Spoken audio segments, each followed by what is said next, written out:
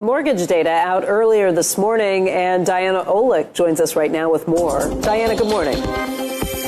Good morning, Becky. Yeah, mortgage rates hovered around a 4-year low last week, and that had both homeowners and potential home buyers calling their lenders. Now, total mortgage application volume rose 11% from the previous week, according to the Mortgage Bankers Association's seasonally adjusted index. And last week, the average rate on the 30-year fixed was unchanged at 6.09% for conforming loans with 20% down. That's the lowest since 2022. Now, last year, that rate was 64 basis points higher. Applications to refinance a home loan jumped about 14% from the previous week and were 109% higher than the same week a year ago. Applications for a mortgage to buy a home rose just over 6% for the week and were about 10% higher than the same week a year ago. Despite some rough weather in the Northeast last week, buyers are clearly getting ready for the all-important spring housing market. Now, mortgage rates did surge higher on Monday, according to a separate survey from Mortgage News Daily, which now has the 30-year at 6.13%. It had been as low as 5.99 on that index last week. Rates could make another run in either direction when we get that all-important jobs report on Friday. But again, we're getting into spring, so rates are all important now. Back to you. Diana, it always feels like a psychologically important level, 6% or below. Is 5.99% a hugely different number than 6.1%?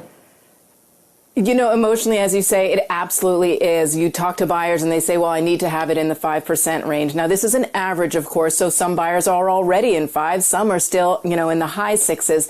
But when you get into that 5% range, you do see people, especially buyers, get off the fence. For refis, it's going to depend on, can you get that 75 basis points lower than your current rate? Because that's going to give you the savings you need despite all the fees that are involved in doing a refinance. But again, I don't know if we're going to see a 5 handle. It depends, of course, on the economic data coming out, but we did see, again, rates moving higher because of concern over what's going on in Iraq, et cetera, Iran. So welcome to the Happy Wednesday show, because everybody is talking doom and gloom all over the place. We've got a hearing with Keith Ellison and Tim Walz, which is your basic tennis match. The Democrats think they walk on water. The Republicans are tearing them a new ass, and nothing is going to happen. I can't stand those hearings. And then there's another hearing happening with right now with Kristi Noem, and the exact same thing is transpiring. You've got people on the right who are saying so many flowery things about Kristi Noem, and everybody on the left says you're like Hitler and you're killing everybody. Meanwhile, the reality of the situation is we're kicking butt in Iran, and it seems as though President Trump is trying to get things rolling here in America again.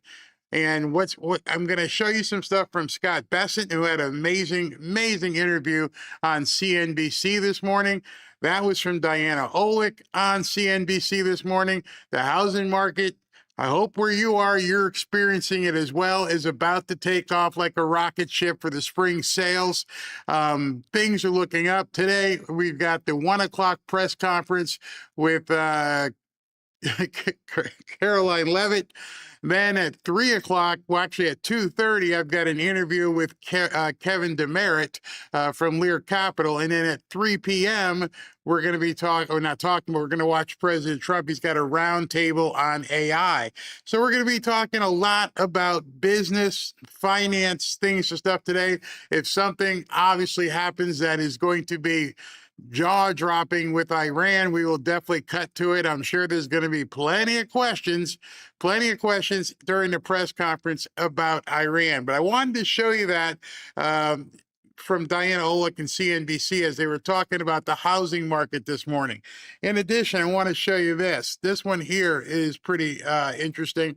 Everybody was worried about BlackRock and all these different companies, and they're taking over the housing market. Now they're pivoting. You see, money always goes where money is accepted. It's like water. Water's going to find the easiest route, and it's going to flow that way. So the money right now is saying, okay, Trump doesn't want us to do this. What are we going to do?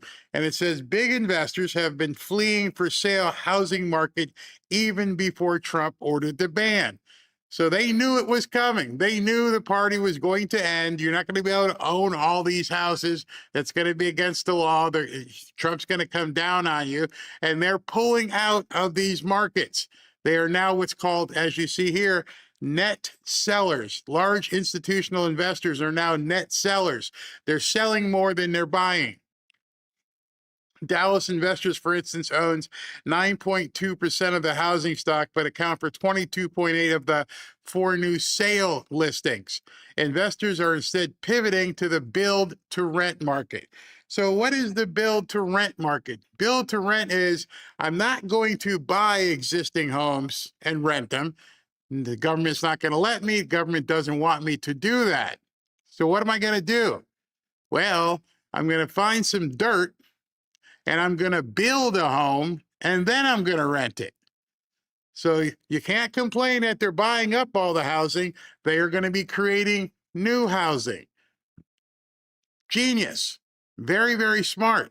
I want to scroll ahead to a part in this article, which she'll talk to about, where is it? Okay, this one right here. In an effort to make housing affordable in late January, President Donald Trump signed an executive order aimed at restricting large institution investors from buying single-family homes to use as rentals. He put an exemption on purchasing new construction built as rentals. That's something a lot of people didn't know anything about. Nope, we don't want you buying existing homes and renting them because you're going to eat up the inventory. What can we do? You can build your own and rent those. Okay. Where can I find all this vacant land? Depending on where you live, down here, there are no green spaces. We are basically locked. There is no land here. You're going to have to buy a house, tear it down, and then rebuild it if you want to build new houses here, for the most part in South Florida, except for one place. And this is where the key is, and this is specifically what I love about this, and what you guys, here is a puck moving thing here. He put an exemption on purchasing new construction, specifically built as rentals. So you can do that all the time you want. Where are you going to do it? Well, in talking to Scott Turner in Washington while I was there, that's where the opportunity zones come in. Think about that. Opportunity zones are normally located in the hood, community renewal areas, where they need someone to come in and, can you take down these dilapidated crap things, these abandoned buildings? Can you clean this up?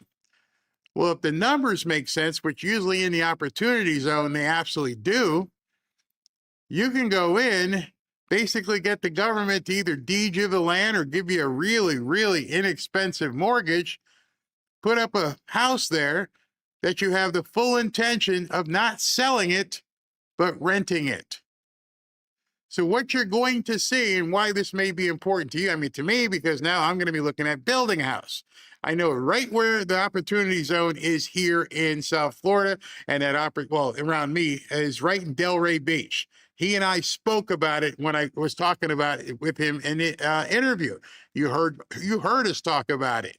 So I know right up the street, there's a huge, huge opportunity zone that now is going to spike in value, because big buyers can't buy homes and sit on them, but they can buy the land and rebuild something there and then rent that out, or in turn sell it. So how does that matter to you? You're not a builder. You may not be a real estate investor. It's going to work for you two ways. One, as the investors pull out of the areas that are saturated with existing homes, there are going to be more people buying homes in these neighborhoods. They're going to be free to purchase homes, which means the value of the neighborhoods are going to go up. And so if you have a small business, you're about to get an influx of people who are going to be moving in these communities. Ergo, the same thing in the areas around the opportunity zone. Couldn't have thought of a better name than calling these things the opportunity zone. And right now, you're about to see everywhere around the country become huge opportunities in the opportunity zone. I hope you're doing some homework. Oh, I don't hope. If you wish to do some homework and understand what opportunity zones are and how you could benefit by doing something in an opportunity zone and how you can get funding for a business in an opportunity zone, that might be something you might want to take a look at. Just put your zip code in, find out where the opportunity zones are in your neighborhood or close to your neighborhood, and go take a look. Go drive around. They're pretty much probably going to be the depressed areas in your city. And then instead of looking at them as, wow, that sucks living here, think about the opportunity you're looking at. Like I've told people many times on this show, when I used to go look at houses and Robin would go, ew, I would like, oh, that's money. When you say ew, that means there's opportunity to fix that up and make it a nice place for somebody to rent. And the government's going to give you the money. What a country. They're going to give you opportunity. They're going to give you money to seize on the opportunity. As I've said many times, I don't need the government to do anything but show me the opportunity and let me take advantage of it. So I'm urging you, all of you, opportunity is what you make of it. Opportunity knocks. You got to open the door. Old cliche, but that's what it actually means. And now you're seeing where the puck is going. The spring is coming. Interest rates are going to move down once this Iran thing is done. And then, of course, once Jerome Powell's out of office, you got a perfect storm getting ready to happen in May and June. Perfect storm. I don't even know how many shows we're going to end up doing come May and June because we're going to be rocking it. This is going to be amazing. I hope you set yourself up as much as we're going to set ourselves up for it. So let's get with it. One man is being victimized by our own government. One man whom they fear, yet whom millions love. One man who is willing to take the poison arrows of lawfare. One man whose voice has been taken away by a corrupt judge operating in a corrupt system. One man who has been ridiculed and insulted. One man who refused to back down. One man who refused to back down. One man who refused to back down. One man who stands between us and them. One man that wants to see America protected again. One man who wants to see America prosper again. One man who understands that a man is a man and a woman is a woman. One man who understands and protects the blessing of life. One man who wants to restore American exceptionalism. One man who once again wants to make America that shining city on a hill for all to see. A place where all the people of the world glowingly set their eyes upon. America. One man who unashamedly wants to make America great again. That one man is Donald Trump.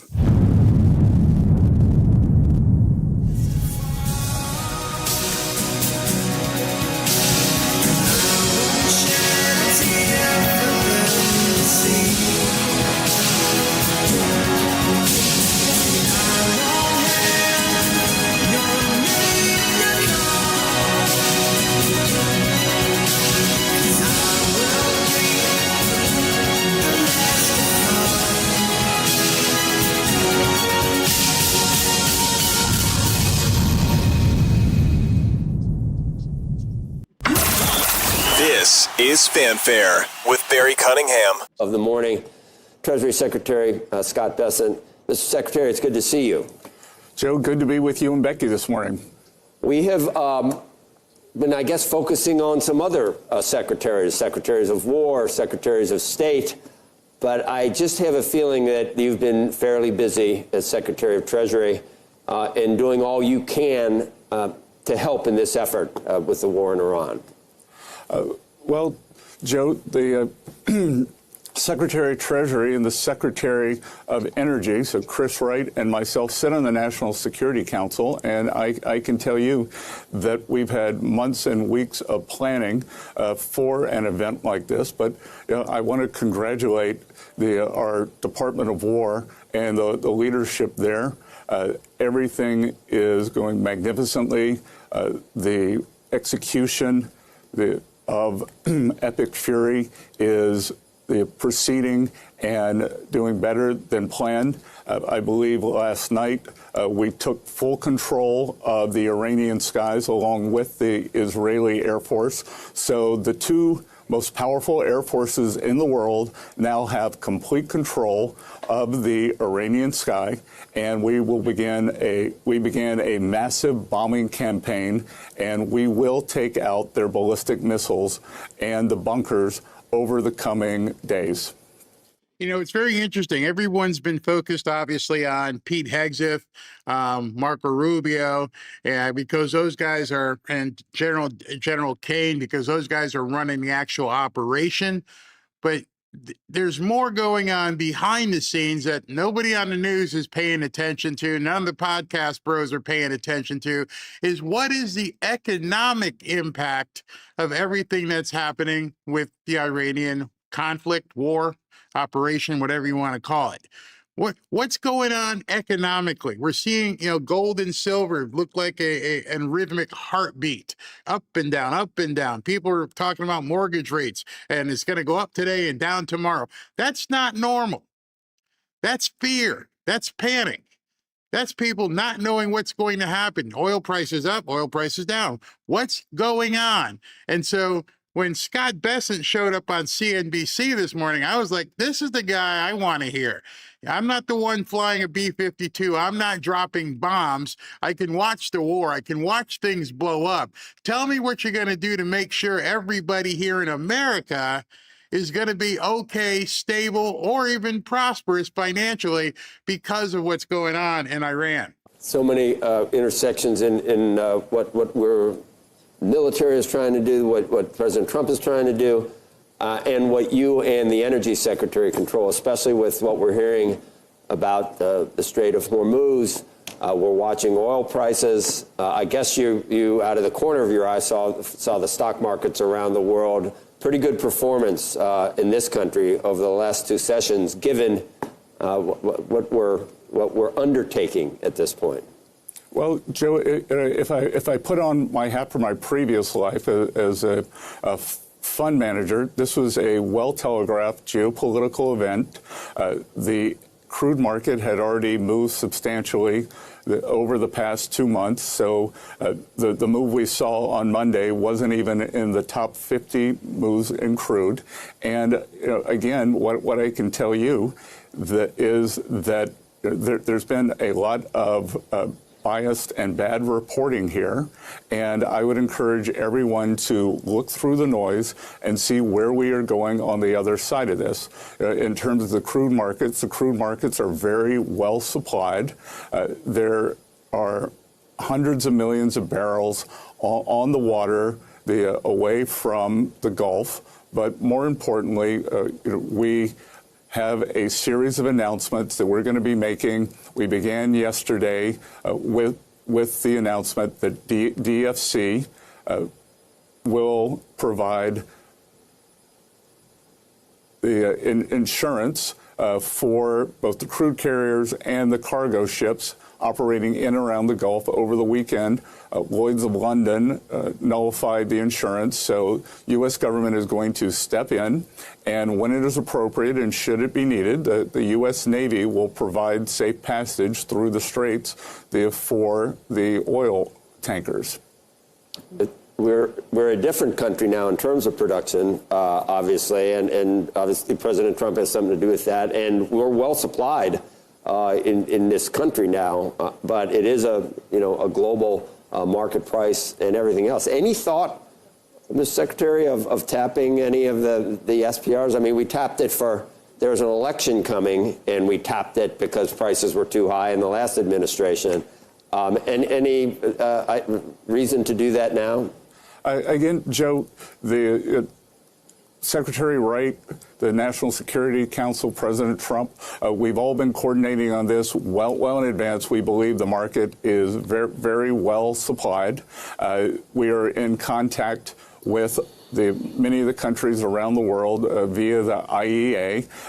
There is a gigantic SPR, not only in the U.S., but around the world. But the point you made, Joe, in terms of the... Just want to jump in. SPR, Strategic Petroleum Reserve, the oil reserves. Joe Biden tried to deplete them. They built them up very quickly. We're good with oil. We're stable with oil. You know, the one thing I love about Scott Bessent and what he's doing is we have a Secretary of Treasury who in his past life, before he came with Trump, is a hedge fund manager. So he understands the business. He understands the finances wrapped around this. Whereas the other people were just rolling dice. They didn't have any experience. And so I love the calm nature, the confidence that he's showing, because it exudes. You should understand he is exuding confidence. Oh, I got something breaking from SV. Hold on. Oh boy, oh boy, oh boy. This is a big one. Big one. Oh boy. Breaking news into the Fanfare news feed. All right, so we got a big one here. It says the Supreme Court has unanimously, that means Kagan, Ketanji Jackson, Sotomayor, unanimously has ruled that the federal courts must defer to immigration agencies when deciding whether facts qualify as, quote, persecution in asylum cases, applying a substantial evidence standard rather than reviewing the issue from scratch or on the bench. That is massive. That is absolutely massive. Go pound sand. President Trump is going to be able to just as long as he stays according to how things were written, they're done. I mean, wow, that is everybody show it. Supreme Court just dropped a massive 9-0 win for secure borders. Federal courts must defer. No more activist judges rewriting facts or delaying deportations. Even Justice Ketanji Jackson wrote the opinion. This slams the door on endless appeals and loopholes. Trump enforcement team is now supercharged. America First just scored a big win. We're going to win so much, you may even get tired of winning. And you'll say, please, please, it's too much winning. We can't take it anymore. Mr. President, it's too much. And I'll say, no, it isn't. We have to keep winning. We have to win more. We're going to win more. Oh, man, that's monstrous. Oh, libs are gonna, heads are gonna explode. Basically, they were told, don't bring this stuff here anymore and stop with these crazy, insane injunctions. Stop blocking stuff. We're tired of dealing with your crap. We're tired of picking up the mess here. Stop it. You can't do it. You can't stop him. Oh, yeah, we're gonna lose the midterms in November. Yeah, because you couldn't see that one coming, could you, stupid pollsters? Yeah, I keep saying it. You cannot see what's happening day to day. How in the hell are you foreseeing what's going to happen in November? Now you can ramp up the deportations and go forward unimpeded. Get them out. Back to Scott. The energy dominance that President Trump has put forward during this administration, we're in a very, very different position than when the Russians invaded Ukraine. We are at all-time high in production, both for oil and natural gas. We are an exporter to the rest of the world, and U.S. LNG continues to flow around the world. So this... You got to stop there. So what he just said was we are an exporter. We are a net. We make enough oil on our own. We're producing so much we can sell it to the rest of the world. We are an exporter. We're not having to beg countries to send us oil. It's amazing what having a new president can do. It's amazing that nobody's talking about it. We are a net oil country. We are helping other countries because we got so much, but we're making money off of it. We're selling it. What the Democrats tried to do at this point, contrast. We keep talking about contrast. Man, it was just downright evil. They tried to destroy the country, make us dependent on Venezuela. Now we own Venezuela. Think of that. Is a very different ballgame than in February of 22. Secretary Bessent, thank you for being with us this morning. The idea of providing insurance to all of those carriers, how does that work in practice? Is it something that those certificates are being issued at the moment? We've watched the tankers and all of the ships that are sitting on either side of the Strait of Hormuz, afraid to go through it. I don't believe those ships have started moving yet, but how would that insurance work in practice? When would the Navy actually step in and start doing some of these things? Well, again, before he answers, somebody asked in a question, what does it mean exactly? I'm not sure if you're talking about the oil stuff or the Supreme Court ruling. Maybe they'll ask about Supreme Court ruling is that the Democrats and the activist judges can't step in and continue doing injunctions. What net exporter means is we've got so much oil here. We're doing so well that we now are an exporter to the rest of the world. The rest of the world can buy oil from us just like they buy from the Saudis, and we are now positive. We are bringing a net positive. We are bringing money in instead of having to buy it from other people. So that's what I hope I answered either the two questions that you had. Okay. Becky, I think we're inside the 12 or 24-hour window from our announcement yesterday, and that Ben Black, president of DFC, has already had a plan in his pocket for months for this contingency, and we will be moving out to the ship owners, to the insurance brokers, and over the coming days. And I can also tell you that the Iranian Navy is substantially degraded. Most of their ships are sunk, and the U.S. has naval and air dominance in the region. If I could ask you to keep your fund manager hat on for just a moment, we're talking earlier this morning about some of the moves we've seen. The shekel was actually up against the dollar. The Israeli market stabilized. What does that tell you? Again, it tells me that markets live in the future and that someone is willing to look on the other side of this and not to these fantastical media accounts. Becky, I will tell you, the region is not on fire. What is happening is that someone with an iPhone, and look, it's terrible when a hotel gets hit. In Bahrain, when there is a drone that hits the airport in Doha, but those are one-offs. The Iranian attack capabilities have been substantially degraded. The U.S. is getting stronger and stronger every day, and the most fulsome part of our campaign is just starting, so that there are the people in the market willing to look through this, and that's what I think everyone should do, because President Trump has a vision here, and I think everyone should just step back and think about what does the world look like, if we go back and think the conflict in Syria, there's new leadership there, and that is safer today. Venezuela, Nicolas Maduro has been removed. This Iranian regime, that their ballistic missiles, and they will not have nuclear weapons. And most importantly, the Iranian regime was the head of the snake for global terror, and we are going to cut off that head, and Iran will no longer be able to project terrorism around the world.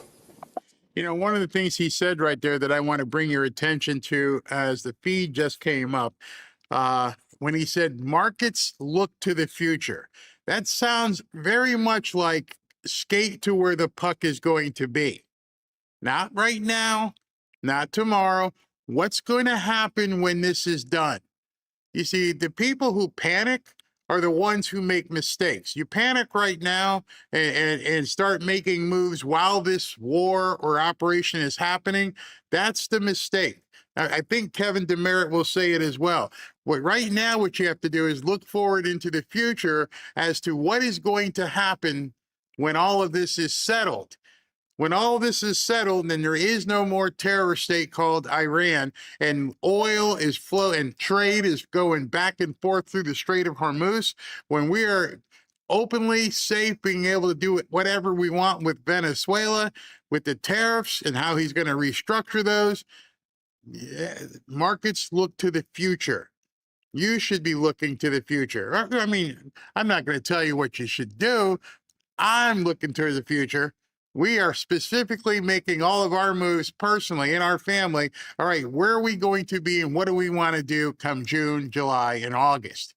That's what's important. We not get rid, but sell the house we purchased and then move on to the next one and then just keep rolling from there. All right, so we've got the briefing room is full. I mean, it's absolutely packed. So she's due to come out here any second. So here's what I'm going to do, because some of you guys say you like to see the reporters asking questions.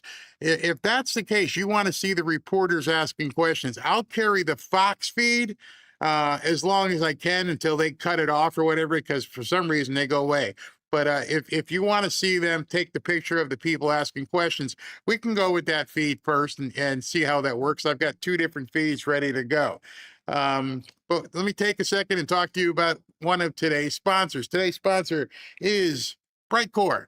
Early onset dementia and Alzheimer's are on the rise. Reports show a 373% increase in diagnoses among 30 to 44-year-old people and a 311% increase in 45 to 54-year-olds. In the U.S., this is just in recent years, when doctors treat brain diseases, like other things they treat, they often focus on medicating the brain itself, addressing symptoms, instead of looking at the root cause, which is chronic inflammation and oxidative stress. These factors damage brain cells and lead to a buildup of toxic proteins, the hallmark of Alzheimer's disease. But like much of the body, many brain issues trace back to your gut. The gut microbiome. There's a direct communication line between your gut and your brain. We call that the gut-brain axis, where gut bacteria influences inflammation, your mood, your memory, and your cognitive function. That's why you eat what you eat matters so much. They did a recent study specifically about what you eat and why it matters so much. Let me show that to you. Where did I put it? Where did I do with that study? I thought I had that study sitting right in front of me. Let me grab it real quick here. Wow, what happened to that study? It was sitting right here in front of me, and then all of a sudden it is gone. But I shall find it, because I can make that happen real quick. So hold on, because I got to show the study. Got to make sure I show that. And here it is right here. If you want to take a look at it yourself, you can.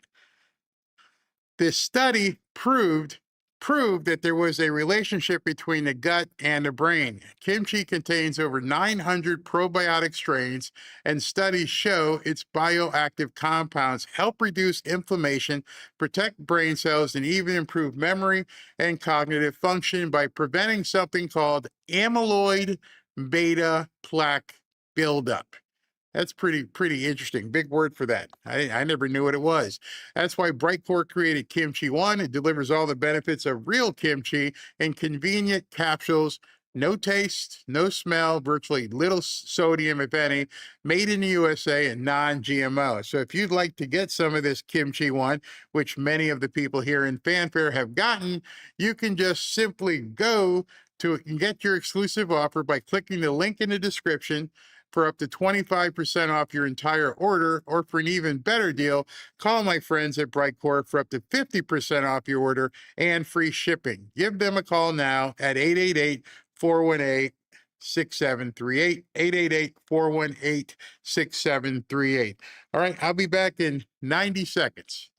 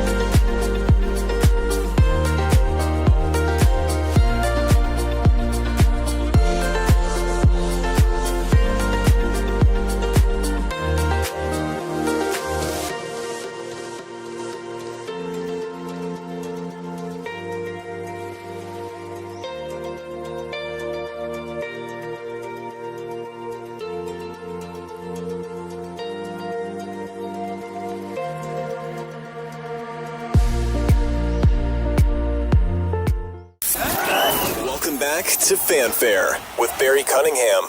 Secretary, right at the beginning. Oh, go ahead. No. I was saying, and that's what markets are looking at, should be looking at. At the beginning, I said before, during, and after what we're doing as far as actions from the Treasury Department.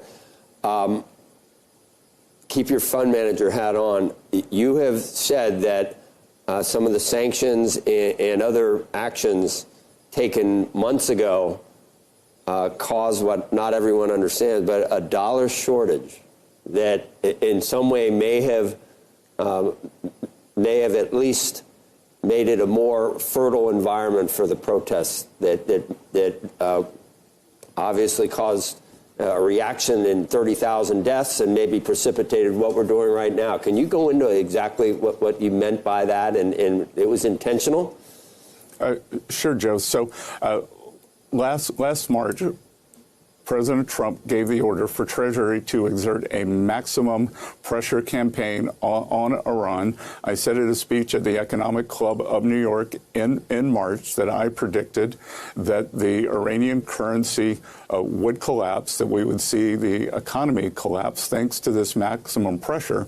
So we have been softening up the economy and preparing the ground for what our great warriors are doing right now. So the Iranian economy was vulnerable. We cut off the dollar supply into Iran. All of their oil is sanctioned. We've been able to keep the funds, many of the funds out of Iran. One of the largest banks collapsed in December. The central bank was forced to print a huge amount of money. Inflation ensued, and people... All right, so one of the things he's saying right now, I want to make sure you guys understand that. This war began quite some time ago, and nobody was paying any attention. They worked behind the scenes with Treasury to destroy the Iranian economy. They started tightening the screws on Iran some time ago, maybe as much as a year ago, to hurt them economically, to get them to the point where they were so vulnerable for military attack. The financial attack happened a long time ago. Nobody talks about that. I'm glad he said it because that's really important. To the streets. So there was an economic crash in Iran in December, and now we have the opening to go in, and our military is taking over from the sky and from the sea. Mr. Secretary, can we talk for a second about what you think the CCP is, what's in their calculus right now about what they're watching in terms of all the oil that previously that was flowing through the straits, a lot of it headed to the CCP. Have we heard from China about anything yet? I think that we've publicly seen a statement or a communique from China, urging the Iranians to allow passage out of the strait. China is very vulnerable on the energy side. More than 50% of their energy comes out of the Gulf. And look, Joe, over time, China had been paying a big discount. They'd been paying a gigantic discount in Venezuela. They still have access to the Venezuelan crude, but at a market price. In some cases, they were having a 75% discount. And China was enjoying a 75% discount on oil. You think that gave them a little bit of an advantage in terms of working the global markets? Of course it did. No wonder they've been funding all the protests. No wonder they've been trying to turn people and get them to look away from Trump and using propaganda to fight their war and having the Democrats and the media happily go along with it. Imagine you were used to getting 75% off any store you went into. It's like, hey, Fred, how you doing? And everybody else in the store is paying retail, and you're getting 75% off. You think you're making a lot of money? You're damn right you are if you're getting a 75% discount, and they're allowing it. Probably been buying 95% of the Iranian crude. That's obviously on hold right now. And then we'll go from there. when the Supreme Court struck down, or at least modified what the president's able to do in terms of tariffs, I think you made the point, or a lot of people made the point, we can do a full embargo, but we can't tariff something for $1. Now we're hearing maybe that the president would like to do something with Spain because of their, not cooperating in terms of the effort. Is something like that possible? A trade embargo with Spain? Would you be responsible for that? Again, it would be a combination effort. And look, President Trump's frustration with the Spanish government is justified. That first of all, they've been terrible actors. They are the only NATO member not meeting their NATO requirement. That's known as a free rider. So the Spanish government is intentionally free riding off the U.S. government and all the other NATO allies who have stepped up. NATO has never been stronger thanks to President Trump. And the Spanish don't want to pay their fair share. And they said, well, we've got the Pyrenees between us and Russia. Well, the U.S. has the Atlantic Ocean, and we are the largest contributor to NATO.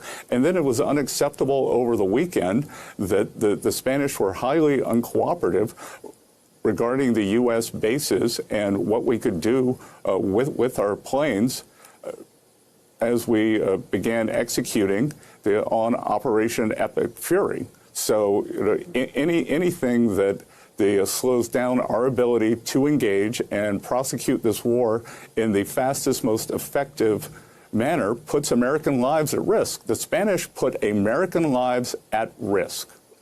Wow.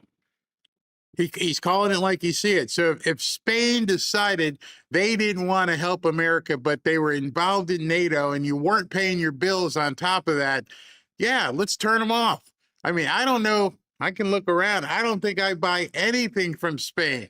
I wouldn't even lose a minute of sleep if Spain couldn't send stuff here. I don't drink Spanish wine.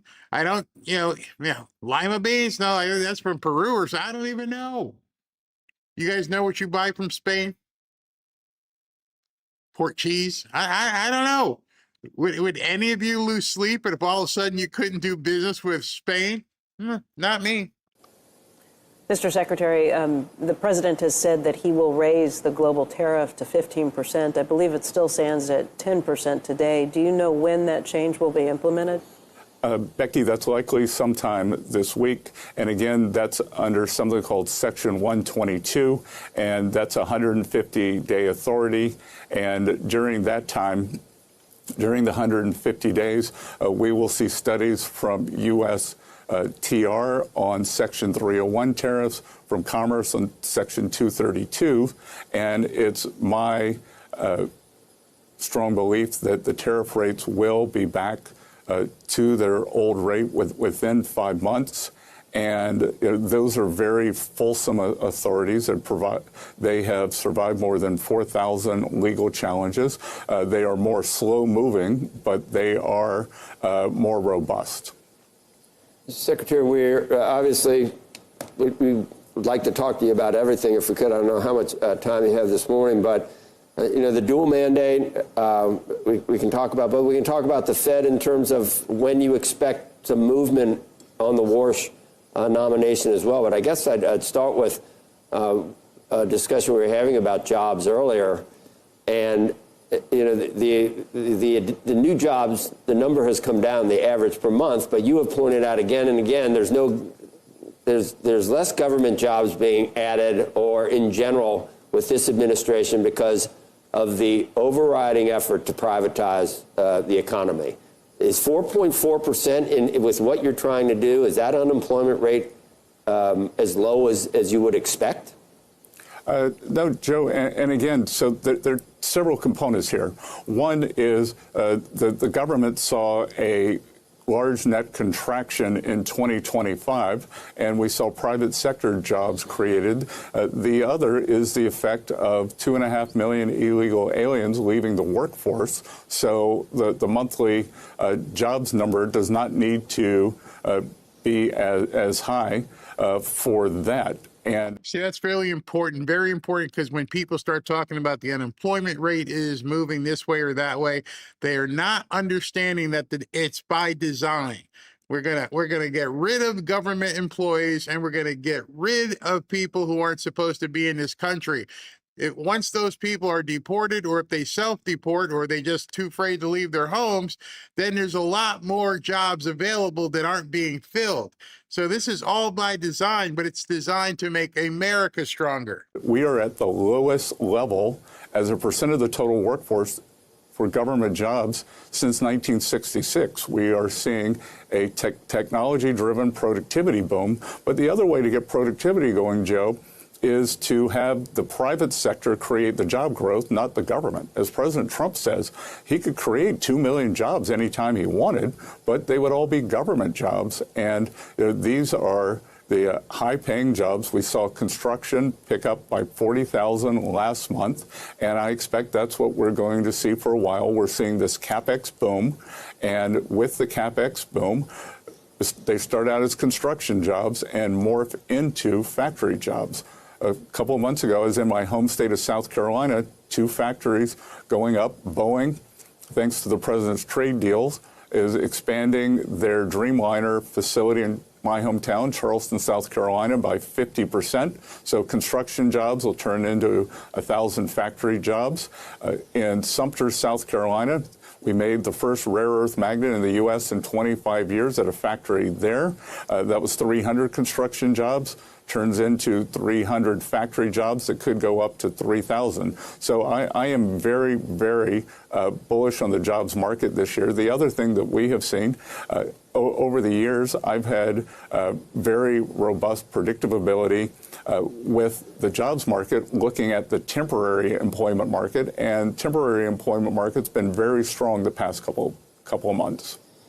Just want to let you know, we're not missing anything. She still hasn't come out. It is 1:18. My feed is actually ahead of Fox's feed. So I have to keep looking at both monitors, but she has not walked out as of yet. So we've got some time. We just talked briefly about Anthropic. I know that a lot of the products, it might be difficult for the Treasury or the federal government to wean off some of these products, because some people say that they're state of the art and the best that we have. Do you see a way of somehow coming to some type of compromise with Anthropic, or because I know you made the Treasury is terminating the use of all Anthropic products at this point? Yeah, again, Joe, the vendor does not get to insert a use clause. Under the leadership of President Donald J. Trump, the rogue Iranian terrorist regime is being absolutely crushed. 47 years of tolerating and enabling the world's leading state sponsor of terrorism are over. Iran's murderous terrorist leaders are paying for their crimes against America, and they are paying in blood. Since 1979, the terrorist Iranian regime has actively and intentionally facilitated the killings of Americans. They crushed. 47 years of tolerating and enabling the world's leading state sponsor of terrorism are over. Iran's murderous terrorist leaders are paying for their crimes against America, and they are paying in blood. Since 1979, the terrorist Iranian regime has actively and intentionally facilitated the killings of Americans. They chant death to America and fund other radical terrorists who attack our country and are seeking to destroy Western civilization itself. These terrorists seized our embassy and took 66 Americans hostage in Tehran. They slaughtered 241 U.S. service members with a truck bombing in Beirut. They killed and maimed hundreds of American service members in Iraq. And this is just a small fraction of their blood-soaked record. Prior leaders have been too weak and ineffective to address this threat. Some, like Barack Hussein Obama, even sent pallets of cash that ultimately financed this terrorist crusade against the United States and our people, while signing stupid and naive deals that put Iran on the path of developing nuclear bombs. After years of endless appeasement and empty statements from politicians on both sides of the political aisle in this town, President Trump is finally the man of action. President Trump is holding these monsters accountable and permanently extinguishing their nuclear ambitions. Future generations of Americans will look to this moment as the moment where the specter of a nuclear armed Iran ended.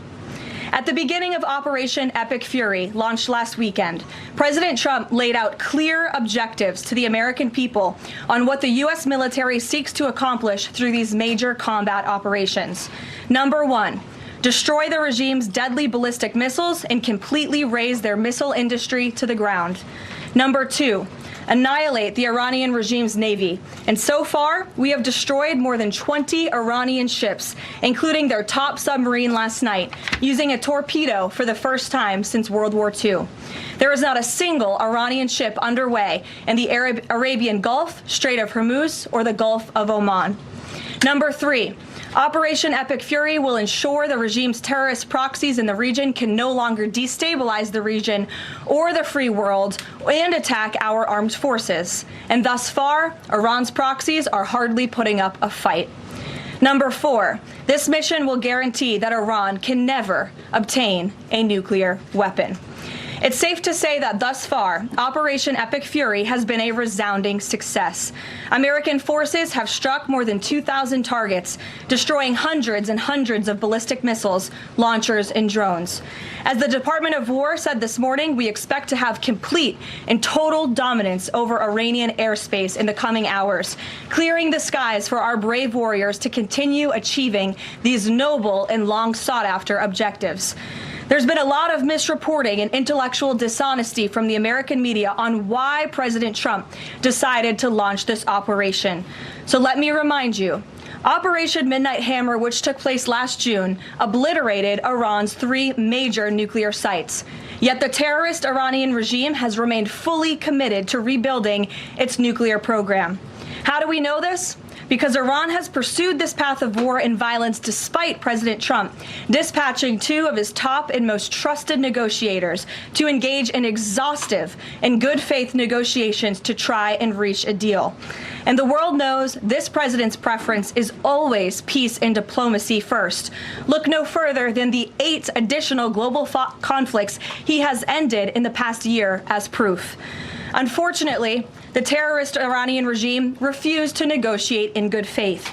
They chose this path of violence and destruction, and they are reaping the consequences of their horrible decision. The regime did what they always have done. They lied, they delayed, they tried to string the United States of America along.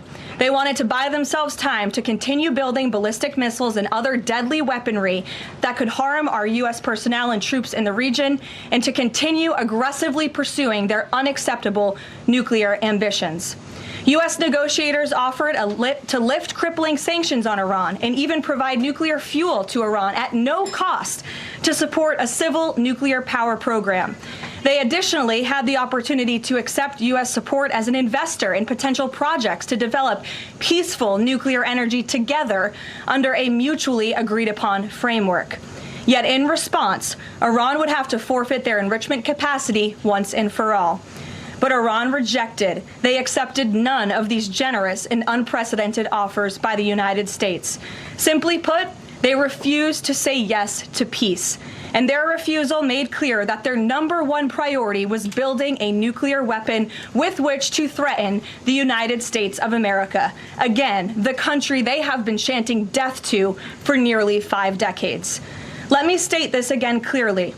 Iran rejected the path of peace because the terrorists in charge of this regime wanted to build nuclear weapons to use against Americans and our allies. President Trump made the determination, a courageous determination and decision, that the path the United States was on with Iran had only one outcome: massive death and destruction at the hands of a nuclear-armed terroristic regime. That path of death and destruction and threats against the American people have ended with Operation Epic Fury.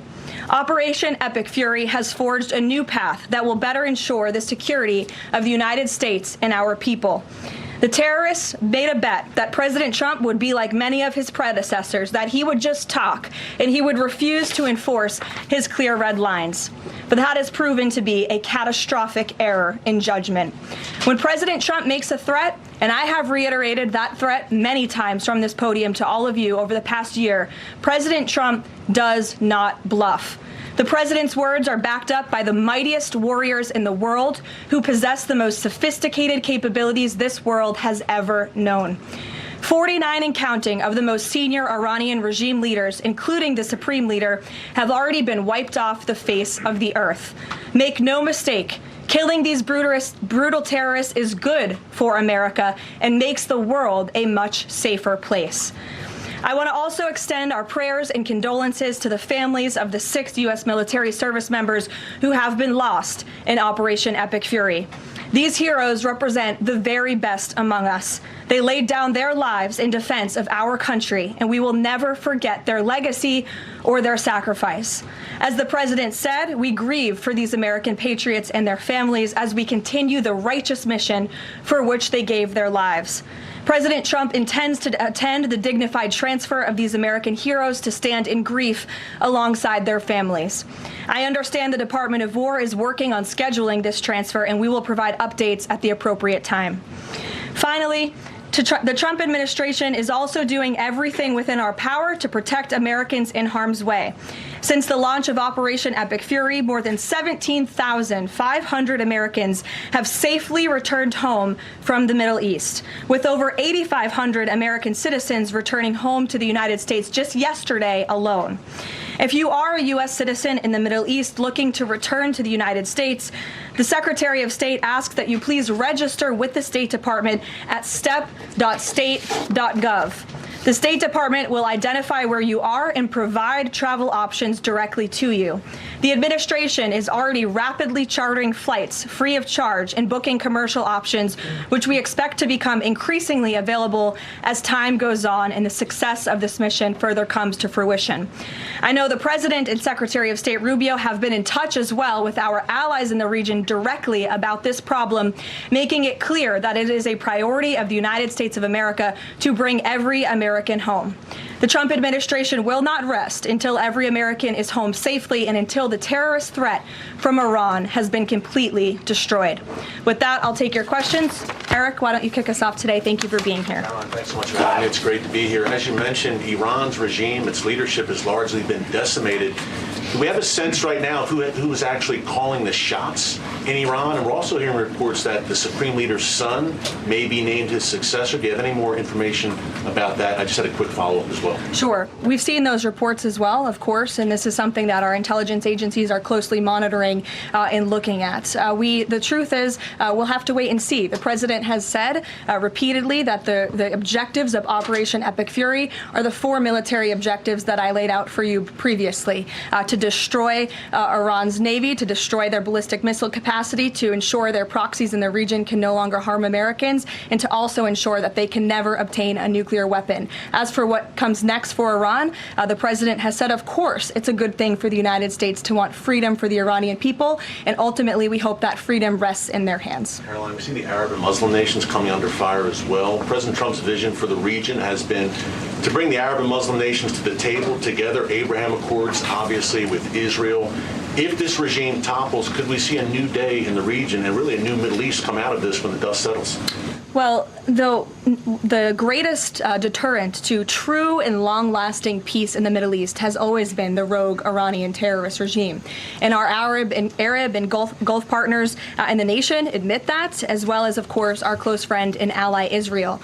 We have seen all of the Arab partners in the region come together during this time on the phone with President Trump, many of them commending him for this bold and brave action to protect American troops and our bases in the region that are housed in many of these Arab and Gulf states. And I know that many of these regional partners are contributing their air defense capabilities as well. Jordan, Bahrain, Saudi Arabia, the UAE, Qatar, Kuwait, and the president continues to be engaged with all of them.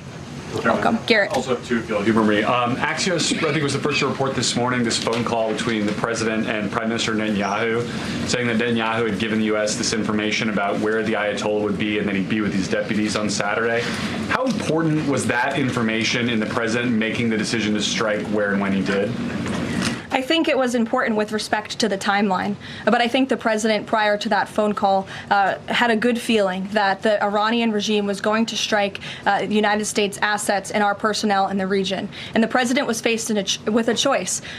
Does the United States of America use our military and our capabilities to strike first, to take out this threat that has been threatening our country and our people for 47 years, or is he going to, as commander-in-chief, sit back and watch as the rogue Iranian regime attacks our people in the region? That's obviously an unacceptable decision. For the second choice there is unacceptable to the president, which is why he made this decision. As for where the Ayatollah was going to be, that obviously had an impact on the timeline of the operation, but not quite the president's decision in its entirety. And then on the way the public is viewing this, we were sitting here last week. I asked you if the president was going to make this a big part of the State of the Union, if he felt like he had to sell the possibility that he'd do strikes like this. We're now 5 days on. He hasn't done kind of the traditional speech to the nation part of it. Does the president believe the country supports the actions that he's taken so far in Iran?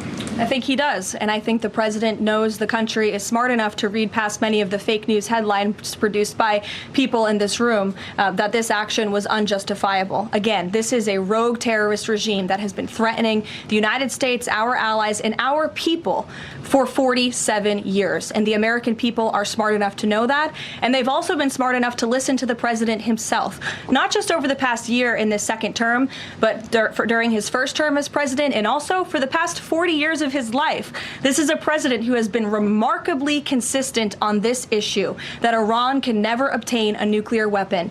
And the president tried peace through diplomacy exhaustively and extensively. He and his team gave it their best go, and the president ultimately came to the determination that peace was not a pursuable path. The Iranian regime, they want death, they want destruction, they want to kill Americans, and that's unacceptable to this president. It's intolerable to him as commander-in-chief. Jackie. Thank you, Caroline. Obviously seen the update from the State Department on the 17,500 Americans that have already come back, including some 8,000 just yesterday. There are still 6,000 that are looking to get out, as I understand it. And just in the context of what you just told Garrett about the president's decision on a timeline, if he had decided to do this strike before receiving, the specific intelligence about the meeting on Saturday, should there have been more done in advance of the strikes to try to get those Americans in the region resources and information to get home before day 3 of the war? There was many signs put out by the State Department, and I wish that everyone in this room would report on them. The Secretary of State issued level 4 travel advisories dating back to January for many of these countries in the region. On January 14th, the U.S. mission to Saudi Arabia advised personnel and Americans to exercise increased caution and limit non-essential travel to any military installations.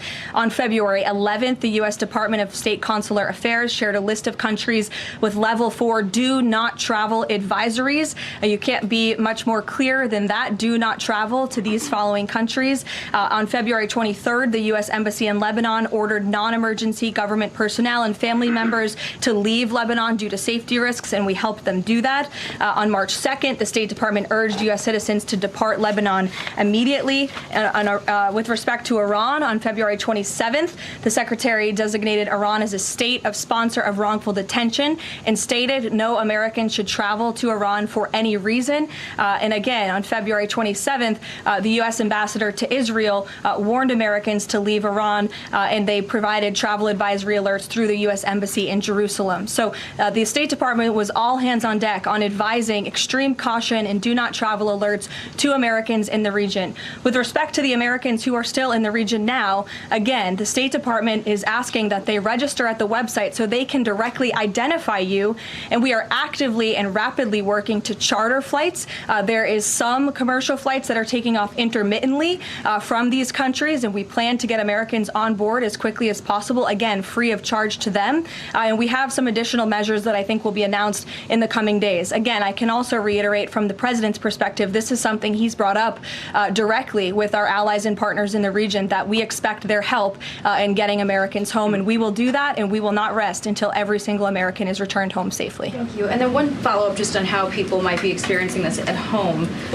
With respect to the economy and the cost of oil spiking, is there a need to start those Navy escorts in the Strait of Hormuz now to sort of blunt the impact to people? And also, because Spain is a member of the EU, does that at all put a wrinkle in the president's plan for a trade embargo with them?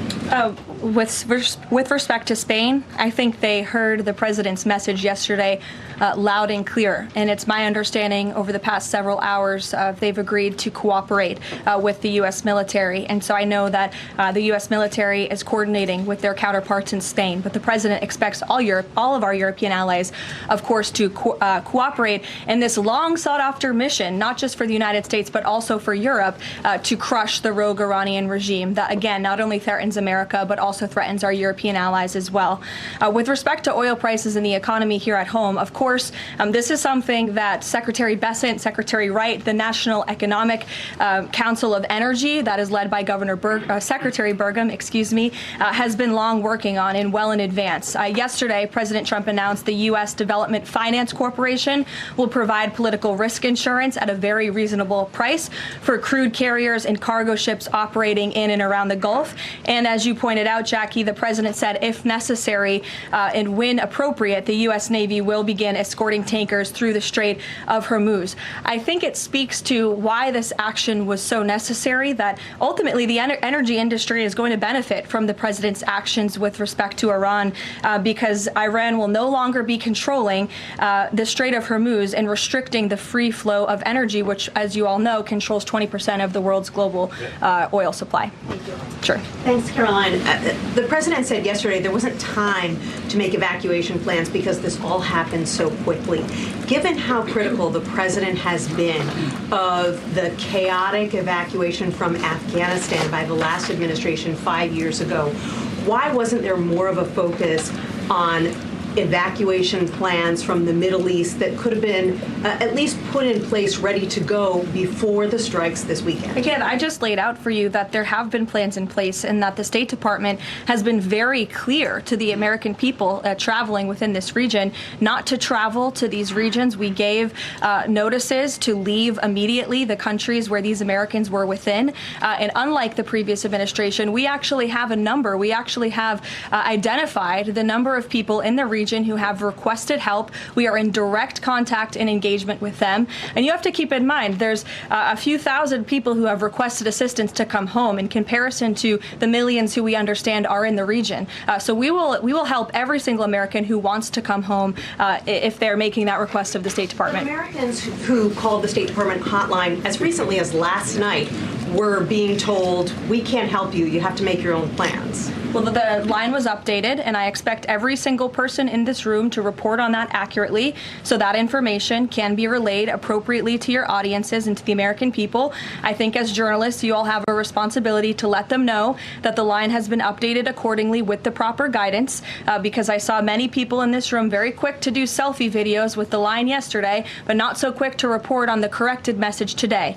So that is something the administration quickly worked to address, and we have fixed that problem. However, we're also pointing to people to the website, again, to register so that we know exactly where you are. So when there are commercial flights moving into that area, when there are chartered flights moving into that area, we can get Americans on planes as quickly as possible. Do you have any details on how many charter flights have been able to get out of the region so far with Americans on board? I don't have an exact count for you, but I know that we're working on chartering many flights. As soon as we were doing it yesterday, we're doing it again today. And you should not expect us to detail exactly when these flights are taking off for obvious reasons.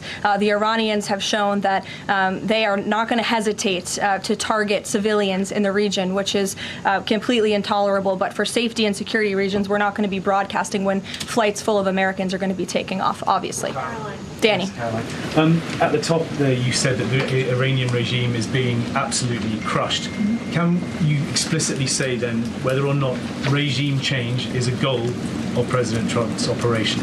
The goals of this operation have been made very clear, Danny, and the president has said them in his speech when he launched this operation and released that video in the middle of the night to all of you and to the world. The stated military objectives of Operation Epic Fury are as follows: eliminate Iran's ballistic missile threat, destroy their naval capability, disrupt missile and drone production infrastructure, sever their pathway and end their pathway to nuclear weapons. And I can report, as you all saw from the Pentagon today, that thus far this operation has been remarkably successful. Again, we're moving towards complete and total control of Iranian airspace. We have continuous 24/7 strike operations ongoing.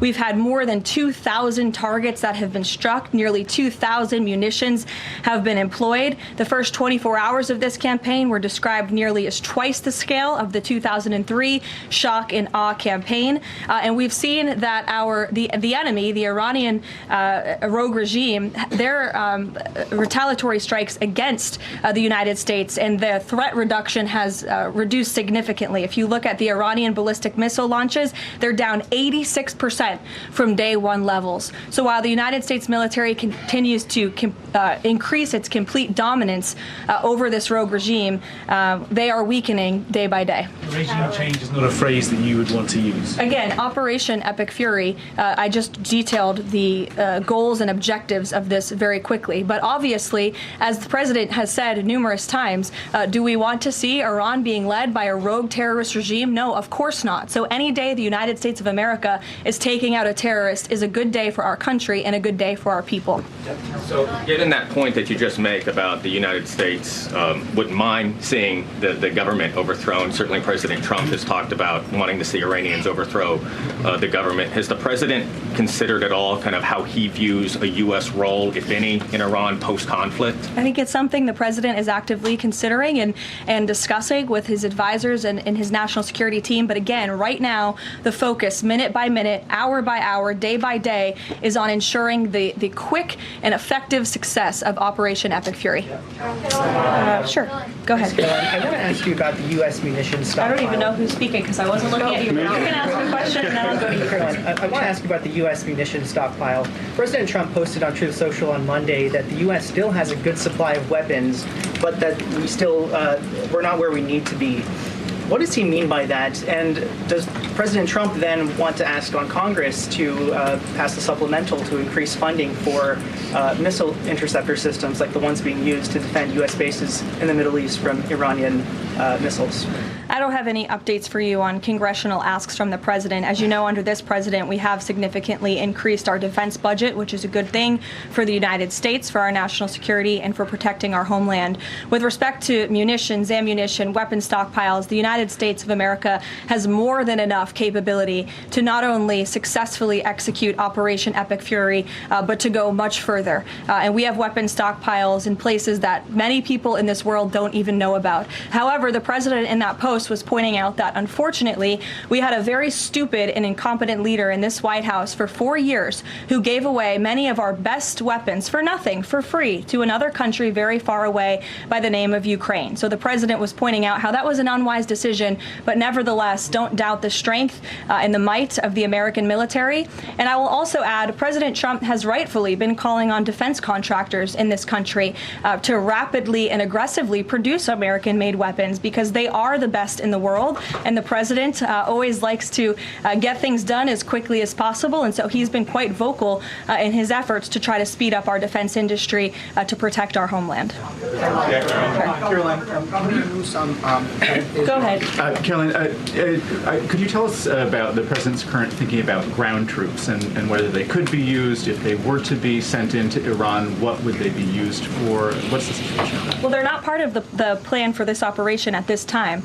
but I certainly will never take away military options on behalf of the President of the United States or the Commander-in-Chief, and he wisely does not do the same for himself. I know there's many leaders in the past who like to take options off of the table without having a full understanding of how things could develop. So again, it's not part of the current plan, but I'm not going to remove an option for the President that is on the table. Sean. Did the United States airstrike a girls' elementary school and kill 175 people? Not that we know of, Sean, and the Department of War is investigating this matter, and I would just tell you very strongly, the United States of America does not target civilians, unlike the rogue Iranian regime that targets civilians, that kills children, that has killed thousands of their own people in the past several weeks, and uses propaganda quite effectively, and unfortunately many people in this room have fallen for that propaganda. So I would caution you from pointing the finger at the United States of America when it comes to targeting civilians, because that's not something that these armed forces do. Reagan. Thanks, Caroline. Prior to the Iran conflict, the SAVE Act was really the focus of the news cycle. Is the SAVE Act still a priority for the administration? Absolutely. Could you just provide an update on the administration's talks with Congress to get the SAVE Act through? SAVE Act is absolutely still a priority for this president and the administration. The focus, of course, of much of the president's time right now is on ensuring the success of Operation Epic Fury, but the president can walk and chew gum at the same time, and he's very much continuing to focus on the issues that matter here at home for the American people, including the passage of the SAVE Act, including on bringing down the cost of living, which is why you'll see the president in about an hour and a half at the Ratepayer Protection Pledge Roundtable, where he will be sitting with big tech companies, with AI companies who are building in communities across the country and have pledged to pick up the cost of the electricity tab in these small towns and communities across the country, which is a great thing for American consumers. So you'll be hearing from the president directly on this very important domestic agenda item later this afternoon, and it's something that he mentioned in his State of the Union address. So check it off the list as another promise made and kept by this president. Sure, go ahead. Thanks, Caroline. I just wanted to get back to Danny's question. So those four objectives that you read out do not explicitly include regime change. If those objectives were achieved and the Islamic Republic still existed, would that be an acceptable outcome? That's a hypothetical question that I'm not going to engage in. Again, right now, the president and the commander-in-chief are focused on executing the success of Operation Epic Fury, which we are already doing so in a very tremendous and impressionable way. Stephen. Thank you, Caroline. Two questions. The Trump administration reportedly is considering arming Kurdish forces in the hopes of inspiring a popular uprising in Iran. Could you comment on that report? I can comment on the fact that the president has held many calls with partners, allies, and leaders in the region, in the Middle East. He did speak to Kurdish leaders with respect to our base that we have in northern Iraq. But as for any report suggesting that the president has agreed to any such plan is completely false and should not be written. President Trump was saying yesterday that he is okay with someone from within taking over in Iran. He spoke about how Venezuela he saw as a successful model where Delcy Rodriguez took over and had a better relationship. Iran's President Pezeshkian, he took office in 2024 as a relative reformer. He's part of a three-man council now replacing the supreme leader. Does President Trump see him as a potential successor who is more pliable? Again, that's another hypothetical, and I haven't spoken to the president about this specific individual, so I don't want to get ahead of him on any assessments that should be made. Caroline. Thank you. Yesterday, the president acknowledged that oil prices will be a bit high. As for gas prices here in the U.S., what is the admin doing right now to counter that? I mean, should they skyrocket? Is there a plan to help, Americans right now with those higher gas prices? And then a second question, on the rash that was on the president's neck, the White House physician said it was a preventative skin cream that he was using, but why is the president using this cream? What are they trying to prevent with this cream? To your second question, I don't have anything additional to add to the physician statement that we provided to all of you on those questions, but I know the statement said that the redness on the neck will dissipate within the next couple of weeks. To your first question about oil prices, thank God we have a president who has exuded American energy dominance over the past year, an administration that is wholeheartedly focused on keeping prices stable as best as we can. Of course, this operation operation is temporary to protect the homeland, but crude oil prices did fall yesterday. They remain stable today after the president announced steps to ensure the stability in global energy markets. Again, those include the DEC offering reasonably priced political risk insurance and the potential for the U.S. Navy to provide protection for the flow of energy through the Strait of Hormuz. It is the president's belief and his economic team's belief that the economy continues to be very strong. It's robust and will be able to weather any of the temporary impacts of Operation Epic Fury. John. Thanks a lot, Karoline. Just to follow up to that, the timeline for making the Strait of Hormuz safe for oil tankers to transport their oil through the Strait, what is that timeline, and what can the president do to speed up that timeline? I don't want to commit to a timeline, but certainly it's something that is being calculated actively by both the Department of War and the Department of Energy. They're working very closely. Both secretaries are in all of the briefings on this subject with the president, and this is, again, something they're monitoring. And if and when necessary, the United States Navy will provide assistance to escort oil tankers through the Strait. Karoline. Sure, in the blue. Thank you, Karoline. You're not in blue, Andrew. Go ahead. Yeah, thank you. Well, I guess you are, sort of. I'll go to you after. You had mentioned about the commercial aircraft being used for the evacuations. What about the use of military aircraft? Would that happen in conjunction with that or subsequent to? That is something that is definitely underway. And of course, we're going to use that in conjunction. We want as many planes, whether they're chartered, commercial, or military, taking Americans out of the Middle East and returning them safely home. So yes. Andrew, go ahead.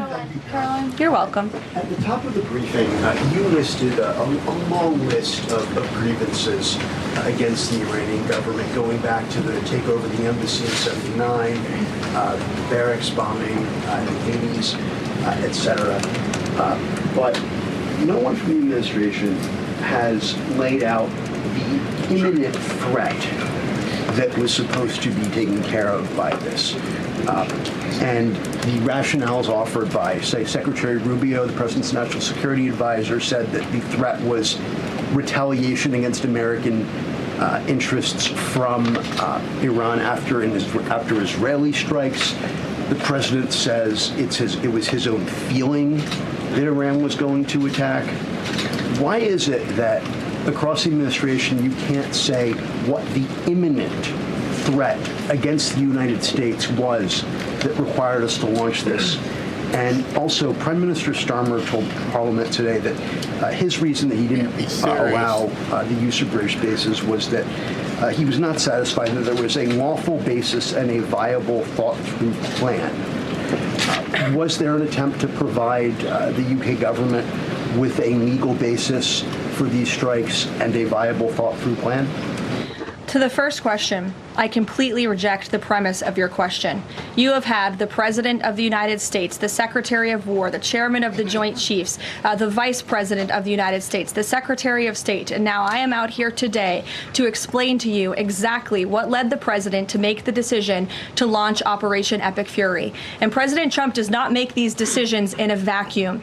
This decision to launch this operation was based on a cumulative effect of various direct threats that Iran posed to the United States of America, and the president's feeling based on fact that Iran does pose an imminent and direct threat to the United States of America, based on the fact that they are the world's leading state sponsor of terrorism, based on the fact that they were rapidly and aggressively building up their ballistic missile program to give themselves immunity within their country alongside their navy, so that inside their country they could continue to create nuclear weapons and nuclear bombs, which would, of course, pose a risk to Americans in the region and even Americans one day here at home. And then another point on this is the president found that through these extensive, exhaustive, failed negotiations with Iran, that they were hell-bent on death and destruction. So again, the president was not going to be just another president on a very long list who sat back and stood by and passed the buck of this direct threat to the next administration. The president had a feeling feeling, again, based on fact, that Iran was going to strike the United States, was going to strike our assets in the region, and he made a determination to launch Operation Epic Fury based on all of those reasons. And I would like the media to actually report on all of them, rather than just picking sound bites from one person in this administration and saying, oh, they're contradicting the other person. No. Again, these decisions are not made in a vacuum. They are made by the president's feeling that Iran was going to strike the United States and our assets in the region, and he was not going to sit back and watch that happen. The determination was made that the president was going to strike first alongside Israel, and that has obviously been proven to be the right decision and an effective one at that. Libby. A two-part question for you there. First, has the president spoken with the family members of those U.S. service members that were killed? Second, given what you've outlined throughout this entire briefing, I mean, the United States has sunk a bunch of Navy ships. We've hit all of these targets. What can Americans expect the goal to be moving forward now that the U.S. has accomplished all of this? What is victory, given we've even taken out Iran's supreme leader? That was an explicit goal. Again, victory will be determined by the commander-in-chief once the goals and the objectives that we have repeatedly laid out are fully realized. Again, we just, in the next few hours, will be achieving that dominance over the skies, which means the United States military will be raining missiles and weapons down on Iran to hit these specific targets that have been identified as crucial to take out by the Department of War. Caroline. John. Thank you so much, Caroline. Has the U.S. posture changed in regard to a nuclear North Korea, given the latest strikes on Iran and the fact that the stated goal is to make sure that Iran is not a nuclear country? I don't have any change in position with respect to North Korea today. Thank you. A quick follow-up. There's been reports that Ali Khamenei's son has been elected as the next supreme leader. Does the administration think that he is a part of the same regime as his father? Would they like people in the country to rise up and get him out of power? There's reports he's been elected or that he's assuming to be elected. One of the likely options.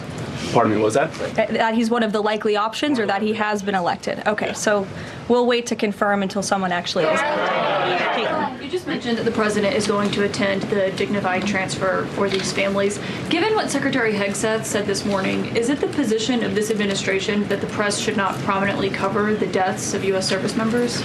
No, it's the position of this administration that the press in this room and the press across the country should accurately report on the success of Operation Epic Fury and the damage it is doing to the rogue Iranian regime that has threatened the lives of every single American in this room. If the Iranian regime had their choice, they would kill every single person in this room. And so we can all be very grateful that we have an administration and that we have men and women in our armed forces who are willing to sacrifice their own lives for the rest of us in this room and for every American across the country and for every troop that is based in the Middle East. That's what these... Secretary Hegseth was complaining that it was front page news about these 6 service members who were killed. That's not what the Secretary said, Caitlin, and that's not what the Secretary meant, and you know it. You know you are being disingenuous. There is not... We've never had a Secretary of Defense. So shut up, bitch! Tragic things happen. It's front page news. I get it. The press only wants to make the president look bad. Yeah, as you know, we cover the deaths of U.S. service members under every president. The press does only want to make the president look bad. That's a fact. Especially you. No, listen to me. Especially you and especially CNN. So shut up, bitch! Cares deeply about our war fighters and our men and women in uniform. He travels all across this country to meet with them, to connect with them, and your network has hardly ever probably reported on that. You also had the chairman of the Joint Chiefs, Chairman Kane, who's a brave patriot, standing alongside the secretary at the Pentagon this morning, again expressing his condolences to these families. And I just told you that the President of the United States will be attending their dignified transfer. So please, that's not making the president look bad. That's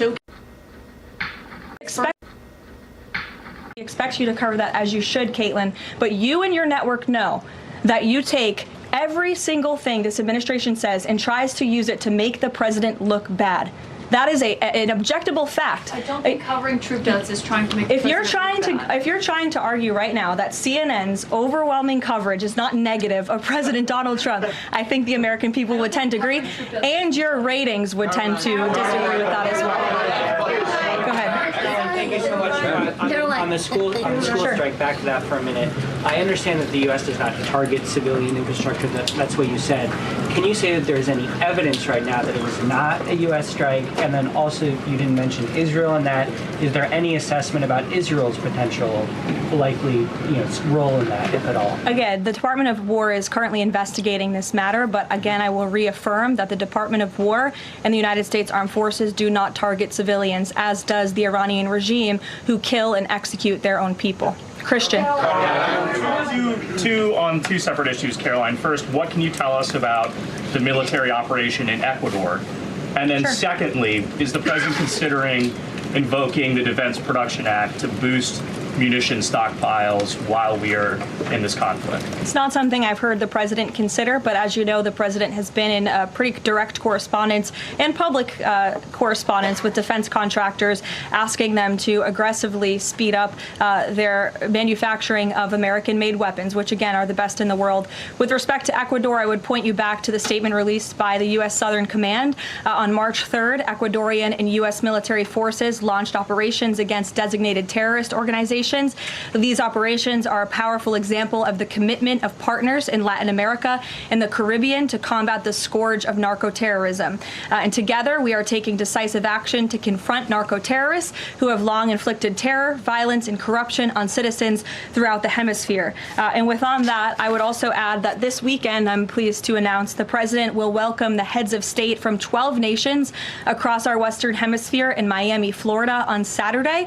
The point of this newfound Latin America summit is to promote freedom, security, and prosperity in our region. The following countries will be in attendance: Argentina, Bolivia, Chile, Costa Rica, the Dominican Republic, Ecuador, El Salvador, Honduras, Panama, Paraguay, Trinidad and Tobago, and maybe some others as well. And the president will be speaking with the leaders of this country, who have really formed a historic coalition to work together to address criminal narco-terrorist gangs and cartels and counter illegal and mass migration into not only the United States, but the Western Hemisphere, which remains a key and top priority of this president. Thank you very much, everyone. And you'll see the president yourselves in an hour. Thank you, Karoline. All right, Karoline Leavitt. Boy, I don't know how Caitlin Collins can continue to get her ass whooped on television like that. She just must be so much of a witch that she's immune to it, that the people that are surrounding her, they're like, you told her, Caitlin, you told her, she can't get away with this. Oh boy, oh boy, oh boy. Man, these people are bad. I don't know if they're just full-on communists or just that bad. It's too much. But it looks like I'm not going to be having an easy weekend. I'm glad she just dropped that on us. Just here. Let me tell you, Saturday, Trump's down in Miami. He's going to be doing some more stuff. So let me just tell you, every time he comes back down to Mar-a-Lago, shit happens. And so now we're finding out just now, she just said it, yada, yada, yada, boom, he's going to be in Miami. So what that may foretell, it is possible that Cuba may fall this weekend. If all these countries, if their leaders are coming here to Miami, of all places, and he said we're going to cut a deal with Cuba, and you saw what happened yesterday with, well, I assume you may have saw what happened with Ecuador, where they went after the cartels in Ecuador. Funny how Mexico got real quiet.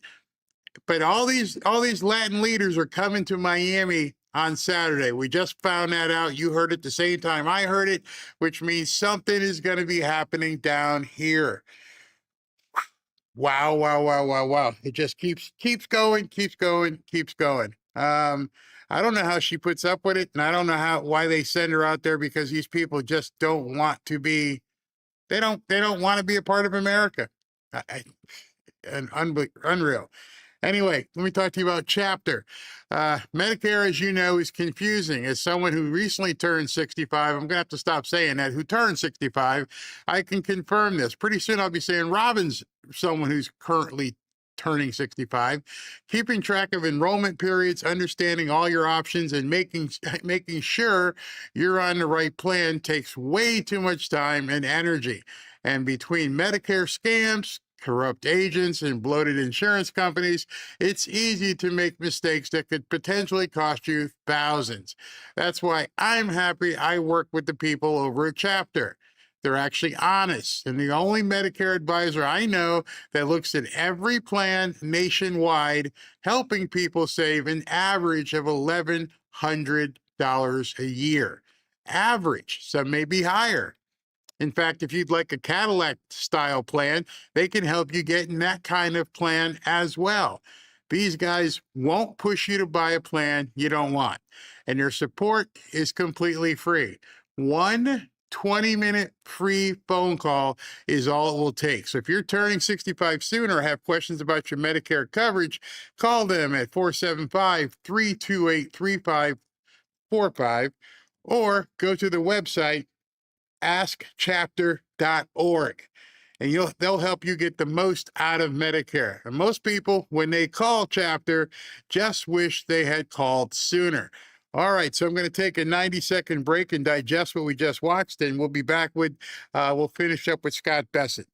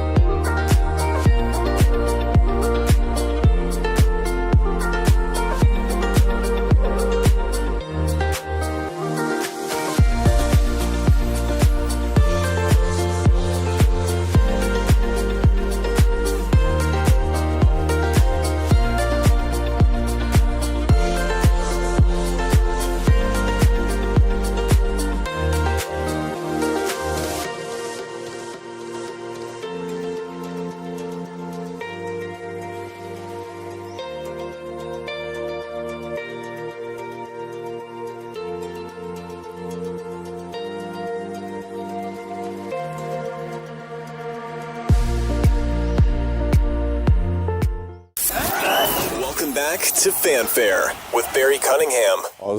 The ex post into a product that if I'm sure you have a fancy foreign car, and if the manufacturer said, well, we don't want you driving it on Sundays, ex post, you would get rid of that car. And we had Anthropic at Treasury.